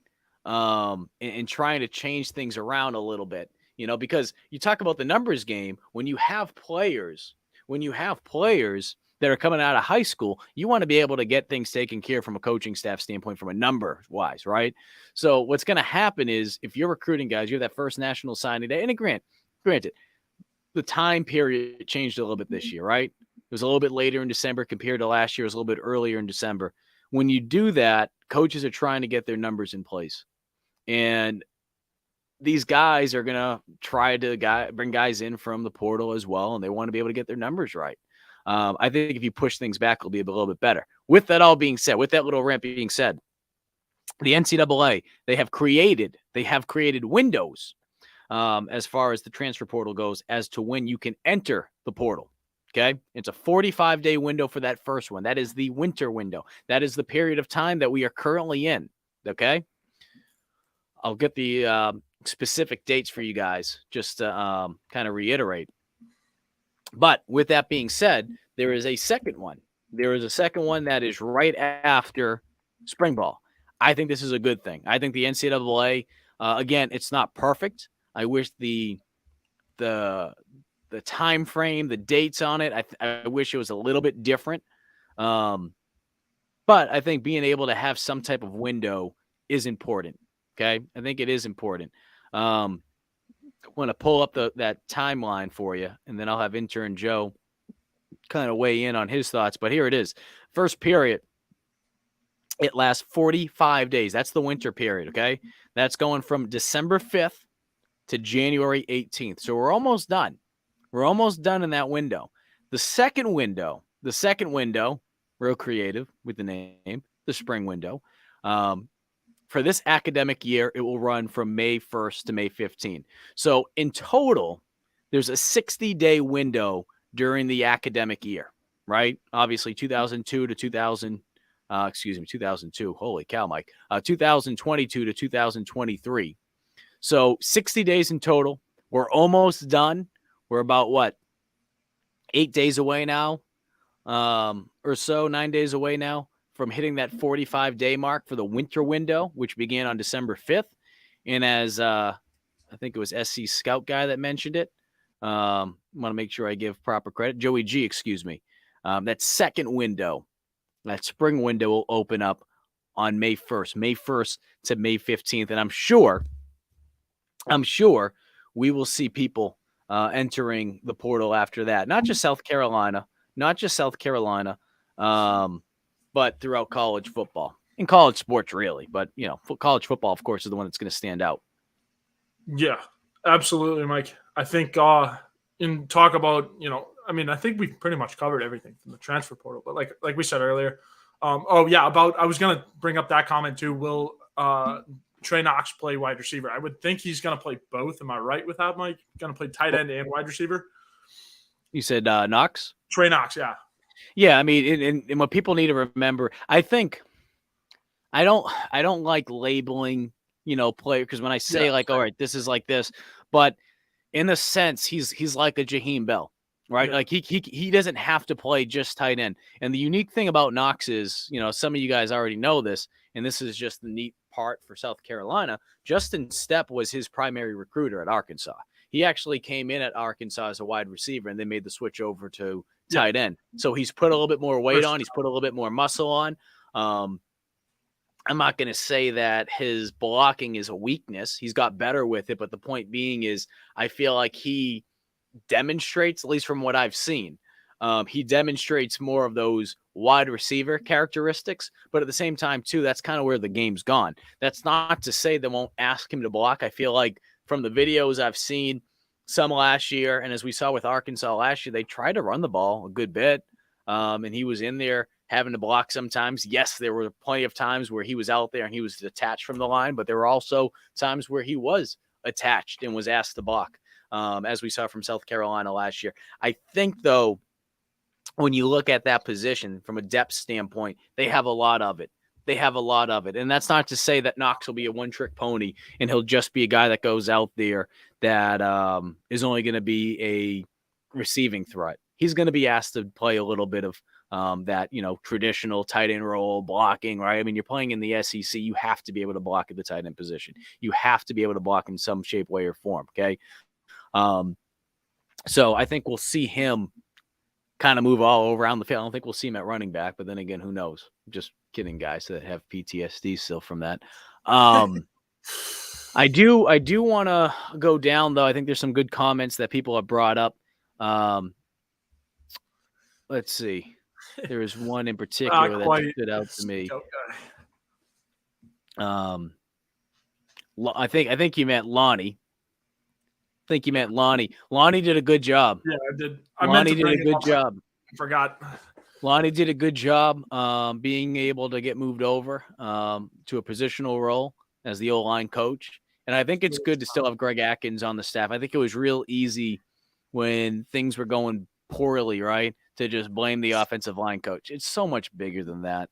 It really is. It starts with what the offense is trying to do schematically, right? How guys are being coached to do that, what their success is looking like from an offensive standpoint. And again, I told you before, there was a lot of confusion from everything I was told going back to even this past year, but especially in year one, there was a lot of confusion up front when it came to the adjustment from going from a man blocking scheme, which a lot of these players were accustomed to. And that's not to say they didn't do any zone blocking, but it was mainly man blocking, to going to a zone blocking scheme. And they really struggled with it. And I've said this before, and I'll say it again.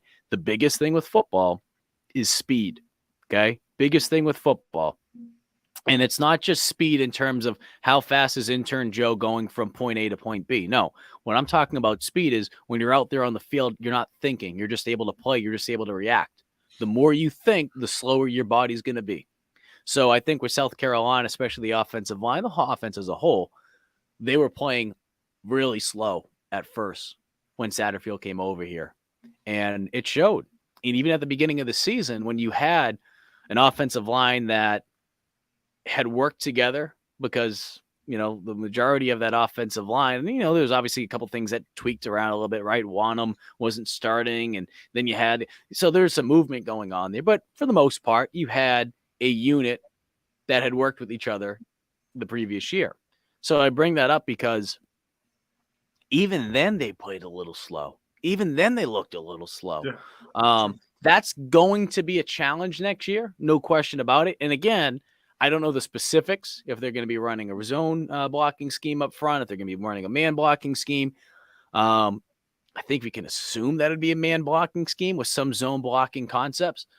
But again, I think it's going to come down to how quickly this offense can pick things up. How quickly can Dal Loggins find the strengths of this offense for these guys, and how can they be able to get to a point where they are clicking when they go out there? Because if they can do that early on, it's the SEC, and I feel like we see this every freaking year where people will start complaining about the schedule. Oh, our schedule is so tough. All this and that. It's the SEC.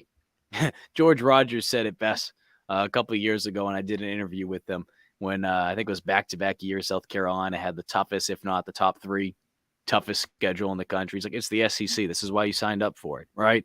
I mean, the people that were pounding their chests last night saying, oh, you know, go SEC, you know, I want to see Georgia win another title for the SEC school, right? You want to do all that.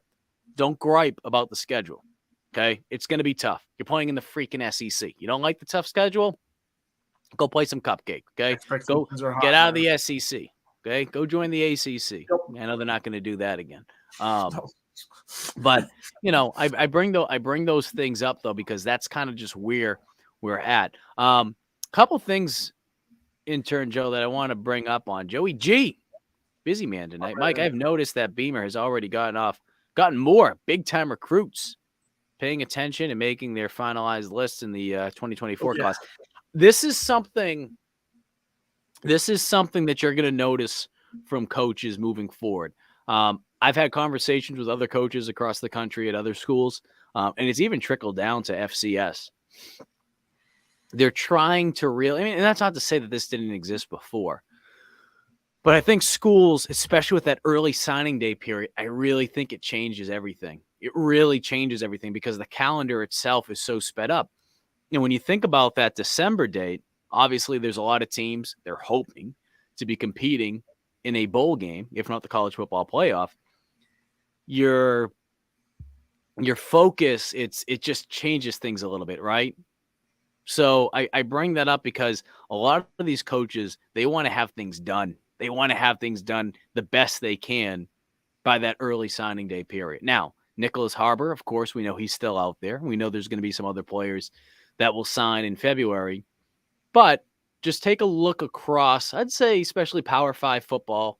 You might see some more guys, Division II, that second signing day period. But for Power 5, a lot of these guys are signing early on. And it's not just the 2023, like you alluded to, 2024. Guys are starting to look ahead. They're trying to solidify a spot for themselves, because the other thing too that factors into it is the transfer portal. Numbers game, okay? Intern Joe, making this up, Intern Joe could be a class of 2023 or whatever, right? But, at the same time too, you're coming in, you don't know what the position will be like when you get there, right? They could bring in a Spencer Rattler at quarterback. You're Luke Doty. You don't know who they could bring in. So I bring those things up because you're trying to get ahead of the game from a numbers standpoint. And that's not to say that will always protect players. That's not to say South Carolina won't go after a quarterback if they have a crowded QB room. And the reason being is, if they feel like there is someone out there, and I'm using quarterback for example, it could be any position. If they feel like there's someone out there that can make an impact for their program, they're going to bring them in. But again, for a lot of these coaches, it's a numbers game. It's a numbers game. And I think these players are wary of it. And I think the other thing about it too, Intern Joe, is that they want to start recruiting themselves. I don't know. Maybe it's happened before in the past, but it feels like players recruiting now has become at least more publicized. Maybe it's just because social media, just the way it is now. I mean, again, it's not to say it hasn't happened before in the past, but you look at the job that Pup Howard did this year. You look at the job that Dante Reno continues to do. I mean, Reno committed for the class of 2024. He's making a big impact, not just in his class, but the 2023 as well. That just finalized. Well, I say finalized. That just took place, and then of course it's going to wrap up in February. Yeah, Mike. I mean, I think that's more with social media. Like, obviously, players would recruit each other when they would host on visits back in the olden days. But I think social media has made that so much easier, and especially for a guy like Pup Howard and Dante. To be able to be reaching out to recruits on social media, make it public, and to have the fan base kind of get behind them and show their love. I know a couple people that make graphics on in Gamecock Twitter, and then they just, for like, Dante has reached out for graphics and Pup has reached out for graphics for certain players, and that stuff stays in between the players and them, and just like, not necessarily, and sometimes they'll post it, sometimes they won't, but I think it's really, really cool that those guys are doing that, right? That they're going out of their way to, ask, and they've asked, the creative team before, I don't know. But anyways, social media is a wonderful vehicle for that. And to have players, my point of all of this is saying that, Beamer's culture and testament, or his culture and everything that he is building, is proving, or is showing through guys like Pup Howard and Dante Reno, guys that are willing to go out and recruit other guys in the class. Like, it is such a big deal that Dante is willing, and Pup are so vocal on their social medias. It's just an example of the culture that he's building. It's all for one and one for all, kind of energy. And it's huge, and it's contagious. That energy is contagious, Mike. Absolutely contagious. And so it's a big deal to have guys like that coming in and making an impact like that, and recruiting that publicly. And I know Nick Harbor sees it, and Tree. Now you have Tree on your team. Now you have Tree publicly recruiting on Instagram, Twitter, Facebook, like whatever. Having guys like that in your class, that it's a snowball effect. It really is. And like I said, it's a testament to the culture and what Beamer's building, and it all, yeah. Pierre says it best: build your brotherhood. Literally, it just builds and builds and builds. And the more guys that you get, like a Pup Howard and a Dante, that are just vocal and relentless on social media, it's so big for the class, for momentum, and it's like a snowball, Mike. It just rolls down the hill and keeps building and building and building and building. So it's huge, absolutely huge. Sorry for some of the audio popping up, guys. Obviously, it is. It's a pretty chaotic night here, and that's always a good thing. Oh, baby, that's why we got the shades on. With the news of Spencer Rattler.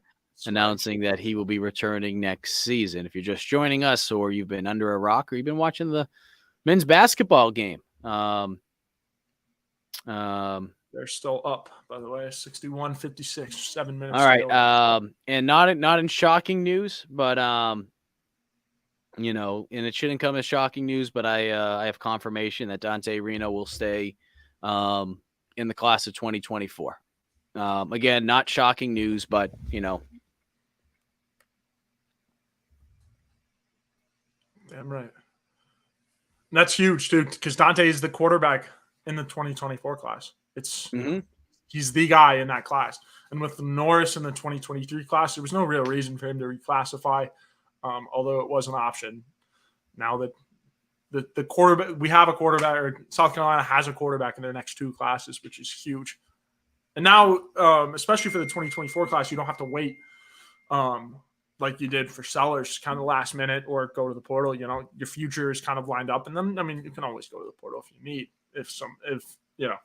I think Dante's a Gamecock through and through, but yeah, kind of get what I'm hinting at there, just in case, knock on wood, everybody stays healthy kind of thing. But yep, big night for the Gamecocks. And Reno told me that he told me I can say it's him. Reno's the one that just told me that he will not be reclassifying. It was something that he was seriously considering, though. But I think, again, it's a quarterback. And look, I remember having conversations with Reno back in the fall. I think it was actually at the Bears game when the Patriots hosted Chicago back in October, which intern Joe's going to freaking smile because I know he's a Bears fan, and it was the last win that the Bears had. Your Bears are on the clock, by the way. We are, yeah. Overall pick. First overall pick. I love it. Future's bright. I say that because he talked about the possibilities of reclassifying, and look, I think it was one thing that he, in his heart, he told me that it was going to come down to, outside of obviously the Rattler decision, how he felt from a body standpoint. Did he feel like his body was in a position where it would be able to handle the grind of playing in the SEC? Now, I don't think any of us, and this isn't a shot at Reno, I don't think any of us were expecting him to come in if he were to reclassify and be a day one starter. I was kind of, again, if Rattler didn't come back, and let's put Sellers aside, because of course that was something that happened within the last couple of weeks that changed, because obviously he was originally committed to Syracuse. If things had played out the way they were, I don't know, it's like a month ago, right? I would have assumed that Doty would have been the guy. Or at least he would have been the person that would have had the first crack at it. And then Reno would have come in. And if, depending on how things play out, yeah, you go from there. But I think this will be good for Reno. I think this will be good for Reno. Having that opportunity to go back, develop another year. He did some really good things at Loomis Chaffee this year. And I think he's going to be able to build off of it. And I think too, I've talked to other athletes about this. And it all depends who you're talking to. But I think it all falls underneath that same umbrella.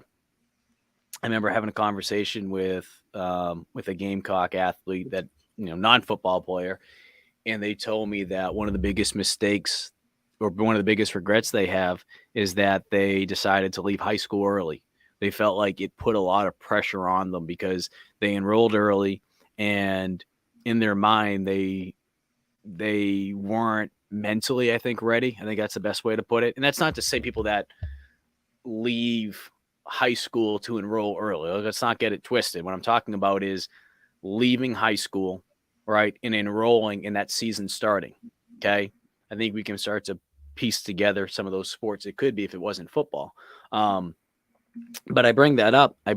Because I think for Reno, he's going to have an opportunity to go through this process one more senior year, right? And I would assume he will enroll early this time come next year, and he'll have an opportunity to start learning the playbook a little bit earlier and all that kind of stuff. So, and look, at that point, Rattler is gone. Like I told you, I assume that Doty will be back next season based off of the things that we know. And then you have, of course, you have Sellers there. How does Sellers look? How does he develop? How quickly can he develop? We understand that there's other guys in that conversation. Who's this Hambone? I'm not even going to pull him up. This is the guy that says he's an agent. Good for you.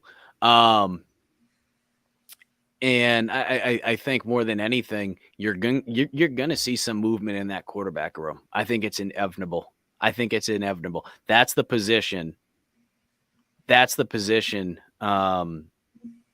Is the sun inside? No, intern Joe's just a ham bone, and he's giving swag a shout shades out. are on, baby. Big night for the Gamecocks. These are the turn my swag on goggles. He's just giving his Beamer shout out. I am. How about this? Talk about a freaking night for the Gamecocks. I know. Men's basketball leading Kentucky. 11-point lead. Look, and I said this the other day, and I stand by what I said. Because you can't say something like what I said the other night and then take it back after a performance like this. I said, and I think a lot of people would probably agree, it's the truth, okay?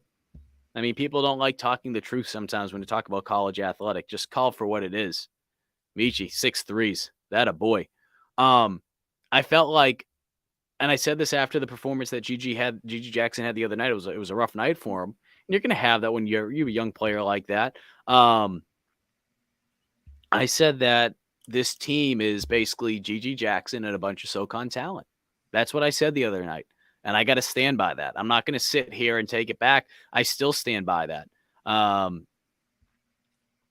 Yeah. Look, I'm making up words, KC. We were trying to slide by that, okay? Michi has 26 tonight, Mike. KC wasn't going to let that one slide by. For Michi.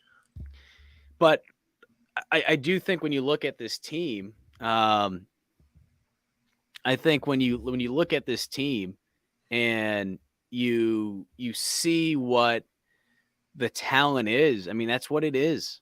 But that's not to say that they don't work hard. That's not to say that they don't compete, that they're not a team that can go out there and have good games. It's just that the talent that they do have, and again, we're just trying to be honest. That margin for error just becomes that much smaller. And in order to be able to have the type of performances like we saw tonight against a Kentucky team, and look, bottom line is this: is Kentucky having a great season this year? No. However, at the end of the day, it's Kentucky. It's Kentucky, right? I mean, that's like if Alabama's having an off year. If you beat Alabama, you still beat Alabama. That's exactly right? Exactly. So that's the way I look at it. And I think too, when you look at how this team's going to try to find ways to grow, right? Being able to look back at a moment like tonight, it can really help them out. But again, I said what I said, which was, and I don't, I think you talk to a lot of people that are close to the program. I think they'd admit it, that's just the reality of it. And that's not a slight at some of these players. I mean, look at where some of these players came from, you know? But a win like this, I think it can, outside of the fact that it shows that they have the ability to compete when they play good basketball. Number one, I think if anything, it also proves that Lamont Paris and this coaching staff can get the most out of these guys after a game like we saw the other night. You know, it could be real easy to have a performance like they had the other night. You start feeling sorry for yourself and you come out and you lay an egg again. I mean, how many times we see that in sports, but especially basketball? Because once you get into conference play in the SEC, what happens? Well, you don't have forever. You don't have the non-conference schedule where you have a couple days off. You're right back at it. You really don't have too much time to lick your wounds. So, again, This is a team that, from a talent standpoint, are they going to blow people away by who they have on the roster? No. Okay, outside of Gigi, no. And that's not a slight against anyone else on this team. It's just the reality of Nietzsche's it. up there too.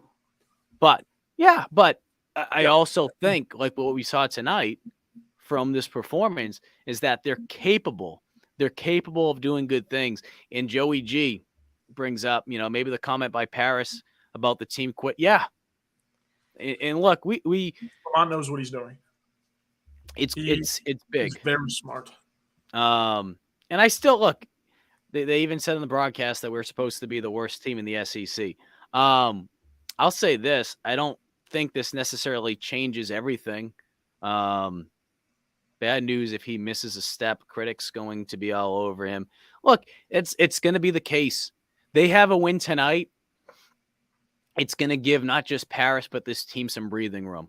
Because if they go out there and they drop the next three, I don't know what the schedule is, but if they lose the next three, next two, watch how quickly people go back to singing that tune. This is big. Enjoy the moment, okay? Does this mean everything's fixed? No. But I think there are some things, especially when you look at this team, again, talent standpoint, depth standpoint, expectation standpoint, and you're just honest with yourself and you recognize that, I think you can be able to say, hey, you know what? What they did tonight, this is positive. And even if they were to lose the next game or 2 games, 3 games, whatever, they've shown something. Okay. I think that's the big thing. How much time left? We're going to freaking put the ultimate jinx on. I know. I was going to say, Mike. But here, look, I'll put it this way. Regardless of how this game plays out tonight, okay? Regardless of how this game plays out, we're going to do the ultimate jinx. I'm knocking on wood here for you, Mike. I am knocking on wood. I will be slapped the next time I go to South Carolina. Oh, my goodness. Twitter will not let you hear the end of it. Well, hey, look. At least Spencer Rattler's coming back, right? Left. 2 minutes. Hey, he's coming back. No, but look, kidding aside, regardless of how this game plays out tonight, I think it just shows that South Carolina is capable of bouncing back. And whatever Paris said the other day, we know what the comment was said in post game, right? But I'm talking to his team yesterday. Whatever he said to this team, it lit a spark underneath them, and I think that's big. Kevin. Yeah, I know, Kevin, I apologize and to our listeners who tuned in for football tonight. Tuned in for football tonight. Obviously, we have some developing news as the basketball team, and we're going long tonight. Intern Joe, he's been sick. He's been battling through it though. Love it. Yeah. Team first guy. Oh, absolutely. Team first guy. I couldn't even talk yesterday, Mike, but here we are. We will get back into football in a little bit, but we will keep an eye on. We'll get back into basketball in a little bit, but we're going to keep an eye on how things play out here. Intern Joe, though, is there anything in particular that we mentioned Rattler? What excites you the most about Rattler coming back? Because in my opinion, I think it's really easy to look at. Okay, well, it's fun to talk about. All right, they know who their quarterback's going to be, and this is a team that could win 10 games next year now, right? I mean, I think these are realistic conversations that you could have. If Rattler's not back, if Juice isn't back, I'm sure there would still be some people say, well, they can get 10 wins. You have to do mental gymnastics, as I like to say, putting your brain in a pretzel, trying to convince yourself that. I don't think you do that now. And I think the other thing too that is going to be underrated, that should not be overlooked. We mentioned that window, that second window that's coming up after spring football. Rattler's here. Players are going to see that. If a player isn't happy with his situation after spring football, don't be shocked. Don't be shocked for South Carolina to maybe bring in someone. Could be a receiver. Could be a running back. Someone that says, man, I want to play with Rattler. I want to play with Juice. Because if they have that much confidence in Dow Loggins, by the way, there were some Gamecock fans who were ready to make a freaking wall and prevent the guy from getting into town when they were talking about hiring him. It played a role with Rattler staying. Let's process that. The people who were so quick to say, oh, I don't like this hire, it played a role in your quarterback. The guy that can help you hopefully get to that point, 9 wins, 10 wins, whatever the case may be next year. It helped him decide to stay. Think about that. Yeah, I mean, Mike, the thing I'm most excited about is to see what he can do with Dowell, right? We heard the complaints and everything last year about how, Satterfield was calling the wrong plays from weeks ago and all this. From everything that I've heard, I've seen is that Dowell has a game plan together. He understands the college offense. He understands the pro offense. And it's what Spencer wants to eventually move on to, right? The NFL draft. And Dowell has spent plenty of time developing quarterbacks in the NFL. So I'm most likely to see the Dowell and Spencer connection. I'm really, really excited because I know he's going to give him a lot of input as well on what he wants to run. He talked about it in his presser. He said, we're going to be flexible, and Dowell already called out some of the things that South Carolina did wrong in a couple games down the stretch. And so, I mean, having a guy like Spencer Rattler in a brand new system, or I wouldn't necessarily say system, with a brand new offensive mind behind you, and one that doesn't have the track record of going 6 games or going 10 games last year, or 8 games. Sorry, I can't count. It's late. Going 8 games last year without an offensive game plan. Dowell has a fresh start, and now he is able to, project his genius onto the SEC, if you will, with a guy like Spencer Rattler, with a guy like Juice Wells. It's a big opportunity for the both of them, and it's going to be really exciting to see, just because Spencer has to go out and prove that he's NFL draft worthy, and Dowell has to go out and prove that he is worthy to be an offensive coordinator in the SEC. Both of them have chips on their shoulders. Both of them want to achieve really high, really great things. So I think that is going to be the most intriguing thing as the scout guy updates us. It's a 1-point game with 40 seconds to go, 70-68, 31 to go. And man, that game is coming out of the wire. But I mean, with Spencer coming back too, another thing I'm excited is obviously the Juice connection. Something that everyone's really excited to see, the wide receiver duo, because obviously Juice right now is your default wide receiver 1. Those two were electric last year. That's the boring take. Obviously, the exciting take, my take is the one about Dowell. I think the chemistry is going to be, obviously Dowell. The chemistry between Dowell and Spencer has to be some kind of good, or else Spencer wouldn't have come back, right? Mm-hmm. I think there's merit there. So I think Spencer trusts in him. Also, like I said, I'm excited because Dowell has developed quarterbacks in the NFL, and that's where Spencer wants to go. So, if anything, Dowell is going to make Spencer into an NFL quarterback. And if you have an NFL quarterback playing in your offense, only good things can happen there. So, pretty much that's what I'm excited about. And like I said, obviously the Juice connection. That's the boring take, but the exciting one is the one with Dowell, because there's a lot of layers there, and I think both guys have something to prove. No question, and I think too with Dowell Loggins, and I've mentioned this going back to the time period of when he was hired. There's going to be some people out there that have PTSD with what they've seen from the offense the last 2 years. I think that's the big thing, right?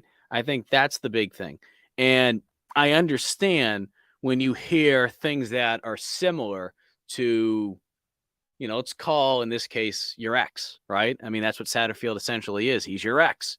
When you hear things that are similar to your ex, it makes you say, all right, well, are we doing better? Are we doing better than the situation that we were in when we were with that person? So you hear things such as pro style. You hear things such as, all right, this guy's coming from the NFL. These are things that we heard about Satterfield. These are things that we heard that were supposed to help South Carolina. But when you really lay it out, and this isn't to say who's a better coach or this or that, because I do think that there are things that Satterfield does bring to the table that weren't fully on display because he tried to do certain things that just weren't going to work here. But I do think that Beamer, when you look at Beamer's not going to bring something in or someone. He's not going to bring someone in if he feels like it's not going to be an improvement. I mean, really think about that, okay? If anybody, okay, because people could talk about, oh, he hasn't been a head coach. He needs to learn how to do this or that. He's the son of a legendary college football coach. Yes, I understand it's his first head coaching job. I understand that. But you don't think the mistakes or regrets, I should say, the regrets that Frank made in his career and has, the regrets that some of the coaches that he's learned from, meaning Shane, over the years, that these aren't conversations he's had, even probably going back to last offseason. I'm sure he's had these conversations. So he's put into a situation where they need to hire a new OC, right? Satterfield leaves on his own and goes to Nebraska. He's going to have to bring someone in. And they bring in a guy that has a background with the NFL. And as you've looked at the last couple of years, I say a couple of years, the last offseason, the number of coaches that Beamer has brought in, I think our colleague, Colin Taylor, brought this up. I don't know if you'd be able to find that tweet, intern Joe, earlier today.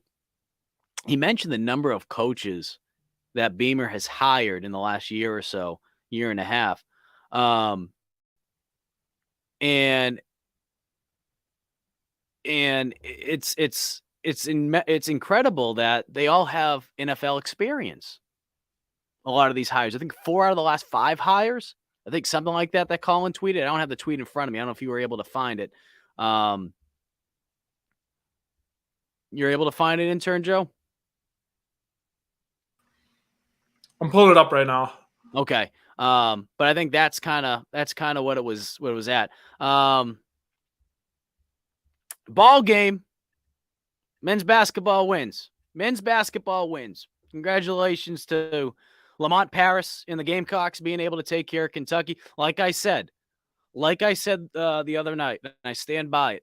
I do feel like this team is made up of a lot of SoCon talent, but that does not mean this team does not compete. That does not mean that this team does not go out there and play hard. They did that tonight. And the way they responded, not just for one another, but for Paris in particular and this coaching staff, I think it speaks volumes. I think it speaks volumes of what Paris can do in terms of being able to get the most out of his players. So congratulations to Lamont Paris. Congratulations to the men's basketball program. Paris's first win in the SEC. That's massive. Absolutely massive. No question about it. But what a night. What a night for South Carolina. Are you freaking kidding me? Unbelievable. What a night. What a night. Huge win for the program. And Lamont, congratulations to Lamont, too. That's big for him, beating a blue blood like Kentucky on the road after getting walloped, just straight up embarrassed by Tennessee. Absolutely huge win. And the Michi turnover, I was refreshing Twitter real quick. I was backstage, and I saw Michi turned it over, and I about lost it. But, congratulations to the men's basketball team, man. What a night. And the shades are even more relevant now with the win over Kentucky. Those guys are in Lexington, Kentucky. Big fat L Lexington, Kentucky. So yeah, and I can run through the box score real quick. Michi Johnson with 26, Michi Johnson with 26. Hayden Brown with 11. GG with 16. Unbelievable from both Michi and Gigi as usual. Michi was 6 for 10 from 3. 9 for 16 from the field. Gigi was 6 for 10 from the field, 2 for 2 for 3. Crazy. Unbelievable game.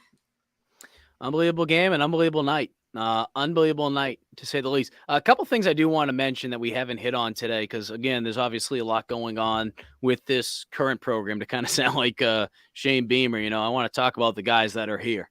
We certainly talked about some of the players that aren't here, but I do want to mention some exciting news today. It's news that I know a lot of Gamecock fans were hoping to hear for a long, long time.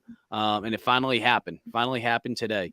Parker White has been signed to a futures contract deal with the Green Bay Packers. I've had conversations with Parker going back for months, and Parker told me that he had been in conversations. I mean, I remember seeing him at one of the Gamecock games. It had to be in October. It may have been the A&M game. I think I saw Parker and I think I saw Joseph Charlton together. But I bring that up because even around that time period, the Packers had reached out to him and they really liked him and basically said, "Hey, man, you're the next man up. You're the next man up."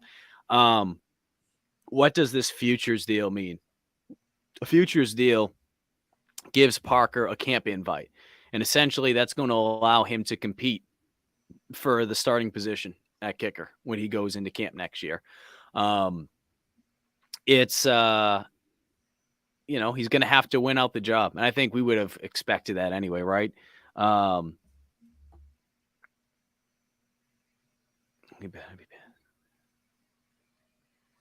Just looking at, let's see. Just going through some of these text messages. Reno again. Reno says he's very excited. Very excited. He's happy for Rattler. But I think, you look at things like that intern Joe, and it's kind of where we're at. Yeah. State of the program's really, really, really, really good, Mike. Good day to be a Gamecock. Good energy. Good Thank vibes. You. Joey G, thank you. I'm getting old. You start talking about something and then you look at your phone real quick. And, again, we appreciate Dante giving us an update and you forget your trend of thought with Parker White. Yeah. But he's going to have an opportunity to compete out there. I mean, and look, bottom line is that's a position that you're always going to bring talent in unless you're going up against like a veteran and, you're trying. But point is he's going to have an opportunity. He's going to have an opportunity. And I can tell you from conversations with Parker, again, going back for months, and even just having a chance to speak with him today, it's something that he was just waiting for. I mean, and what an incredible, incredible story. Waking up early, going out, kicking on his own, working a job. I wouldn't say a 9-to-5 job. Him and another special teams buddy created a business of being able to help move people around, basically a moving company, essentially. And they were able to kind of dictate the hours, but he was doing that as a job. And he'd have to find ways, around that schedule, which obviously you don't know when people are going to move stuff. But, he had to find a way to be able to continue to get his kicks in. So it's good. It's good that he's going to have his opportunity to do that. Again, if you're just joining us tonight, what a night. What a night for South Carolina. Intern Joe, he's wearing the Shane Beamer shades. Let's go, baby. That is what he's wearing. It's not sunny in here.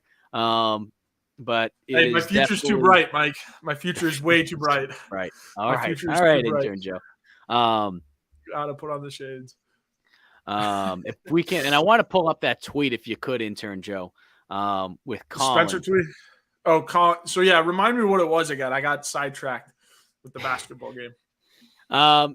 It was the tweet that he was talking about the number of coaches that are on staff that Beamer has hired within the last year that have NFL experience.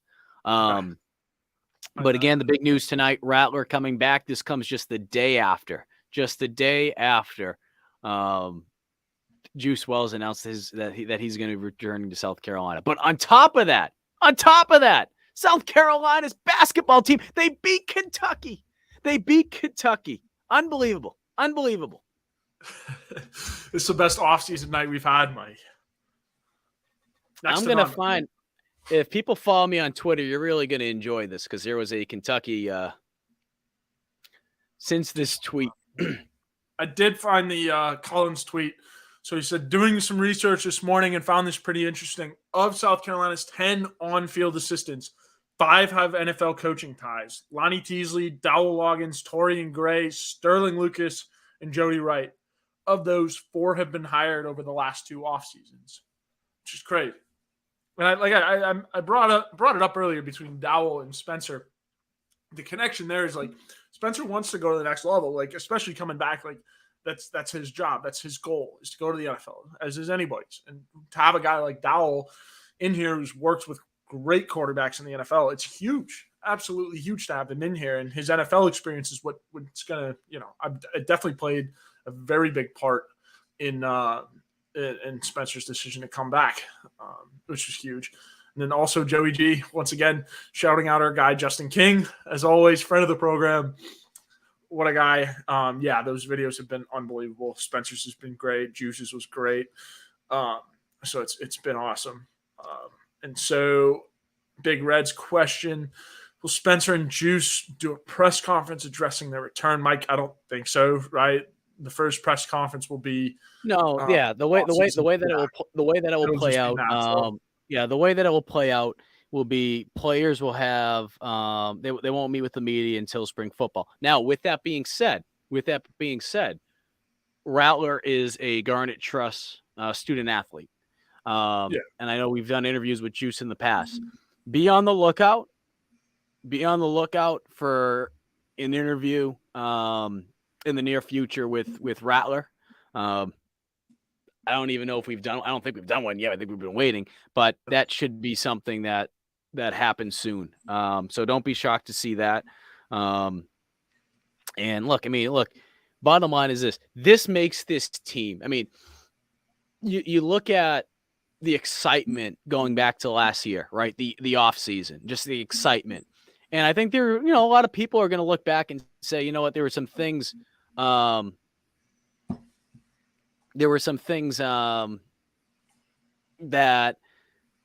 USC maybe didn't capitalize on, or maybe they didn't show their full potential at times, but I felt like it was all needed. Certain struggles early on in the year, I think it was needed. And it was just inevitable in some regards, just because you have a new quarterback. He's trying to fill out the offensive line, that rapport, that timing in the pocket, when to step up, when to get out of the pocket. Those things overnight. It just won't. There's some quarterback schemes cater to them. And I think we saw that with Southern Cal, but that situation was different too. You had a head coach, who was working with his quarterback. I mean, that was a little bit different, but I just bring that up because I think this is going to make next year at least exciting going into the season. What they do after that, well, we'll have to wait and see. It's like the honeymoon. It's going to be challenging. You got to go to Georgia week 3. The 2-time defending national champs. You got to play them at Georgia week 3. It's not going to be an easy schedule. And like I said before, that conference, the division, in the SEC, the gap between Georgia and the rest of the teams in that division, Georgia's on a whole nother hemisphere right now. Okay. Whole nother hemisphere. With that being said, you should be able to compete against the rest of the division. You should be. It's at Tennessee. They're good, but Tennessee's last year. They got some talented young players, but they're beatable. And yeah, Chad, they play. And we talked about this. We talked about the schedule. It's going to be tough, as George Rogers said. It's the SEC. It's always going to be tough. Always going to be tough. But and I think this is what Chad's is alluding to. You talk about those crossover games. A&M's going to be an interesting team next year, and we won't go down the rabbit hole quite yet. Talking about next season, we can do that forever. A&M's going to be interesting because I just feel like you can't write them off quite. No, yet, Joe. Not necessarily. I mean, Jimbo added, not Pitino, because Pitino's the basketball coach. God, I can't remember the guy. Jimbo got a new offensive coordinator, so I think Texas A&M is such a big entity that it's really hard to count them out. And I think with the boosters and what Jimbo's been able to do amidst controversy at Florida State. Like, you're right, Mike. We can't really count them off. At Tennessee is the biggest thing that's kind of scaring me, if you will. Obviously, at Georgia, at Tennessee, Mississippi State's another one. Even though their program is it's kind of a question mark right now. They just hired their new head coach. Obviously, rest in peace, Bobby. There it is, Petrino. Everyone's Bobby helping you Petrino, out yeah. here, Joe. By the way, I'm going to let you kind of go on Gene's article. We'll get to this in a minute. Get to that in a minute. We're probably going to wrap things up in a little bit because it looks like we're having some internet issues, and we've been over, for 2 hours. Yeah. So Chad, I apologize that probably won't take any calls tonight. But we will have those phone lines open next week. We'll do another show next week, but continue. Intern Joe. Yeah. So yeah, thank you for bringing up Petrino. Appreciate the refresher, but yeah, no, don't count Texas A&M out. I also think, again, I don't want to say Mississippi State's like a crapshoot, but it kind of is, just because of the whole regime change. I know their recruiting class was pretty darn good with the coaching staff that was still there, and like I said, as always, rest in peace, Mike Leach. What a tremendous human. I was looking forward to having him come to Columbia and listen to his post-game presser and all that, and just kind of see him animated on the sidelines. But fortunately, it's just not how things went. But ultimately, yeah, like, I think if you want to, I don't want to, I mean, we could talk about it forever, Mike, next season, and we could talk about the ceiling and the floor and all that. And I don't want to get tied into any predictions. Looks like we're having some issues with the internet, and I want to apologize, guys. Yeah. It's been over 2 hours right now. I was going to say, we are I will say over. this real quickly, and hopefully it doesn't cut out. What a night. But to respond to this quick comment about the Muschamp article, look, I know there's some people that don't like Will Muschamp out there, but I will say this: I do think he will have an opportunity. I really do. And I think, what he's been able to do at Georgia, and I know some people are going to say, well, he's got the talent. Look, I said it. I ran into Will, and I think I may have said this on this program before earlier this year. I ran into Will back in September. He was up in Massachusetts recruiting a player that is at my dad's high school. And he's going to play defensive back at Georgia. And, kind of joke, he doesn't screw things up. But at the same time, too, I think he will get an opportunity. Again, guys, sorry that we're having some technical difficulties towards the end of this program with the internet. But look, 2 hours plus. If you're just joining us, go on back to the Gamecock Central YouTube page. Intern Joe, we appreciate you, buddy. And we appreciate everyone that's tuned in tonight. And what a night. What a night for South Carolina.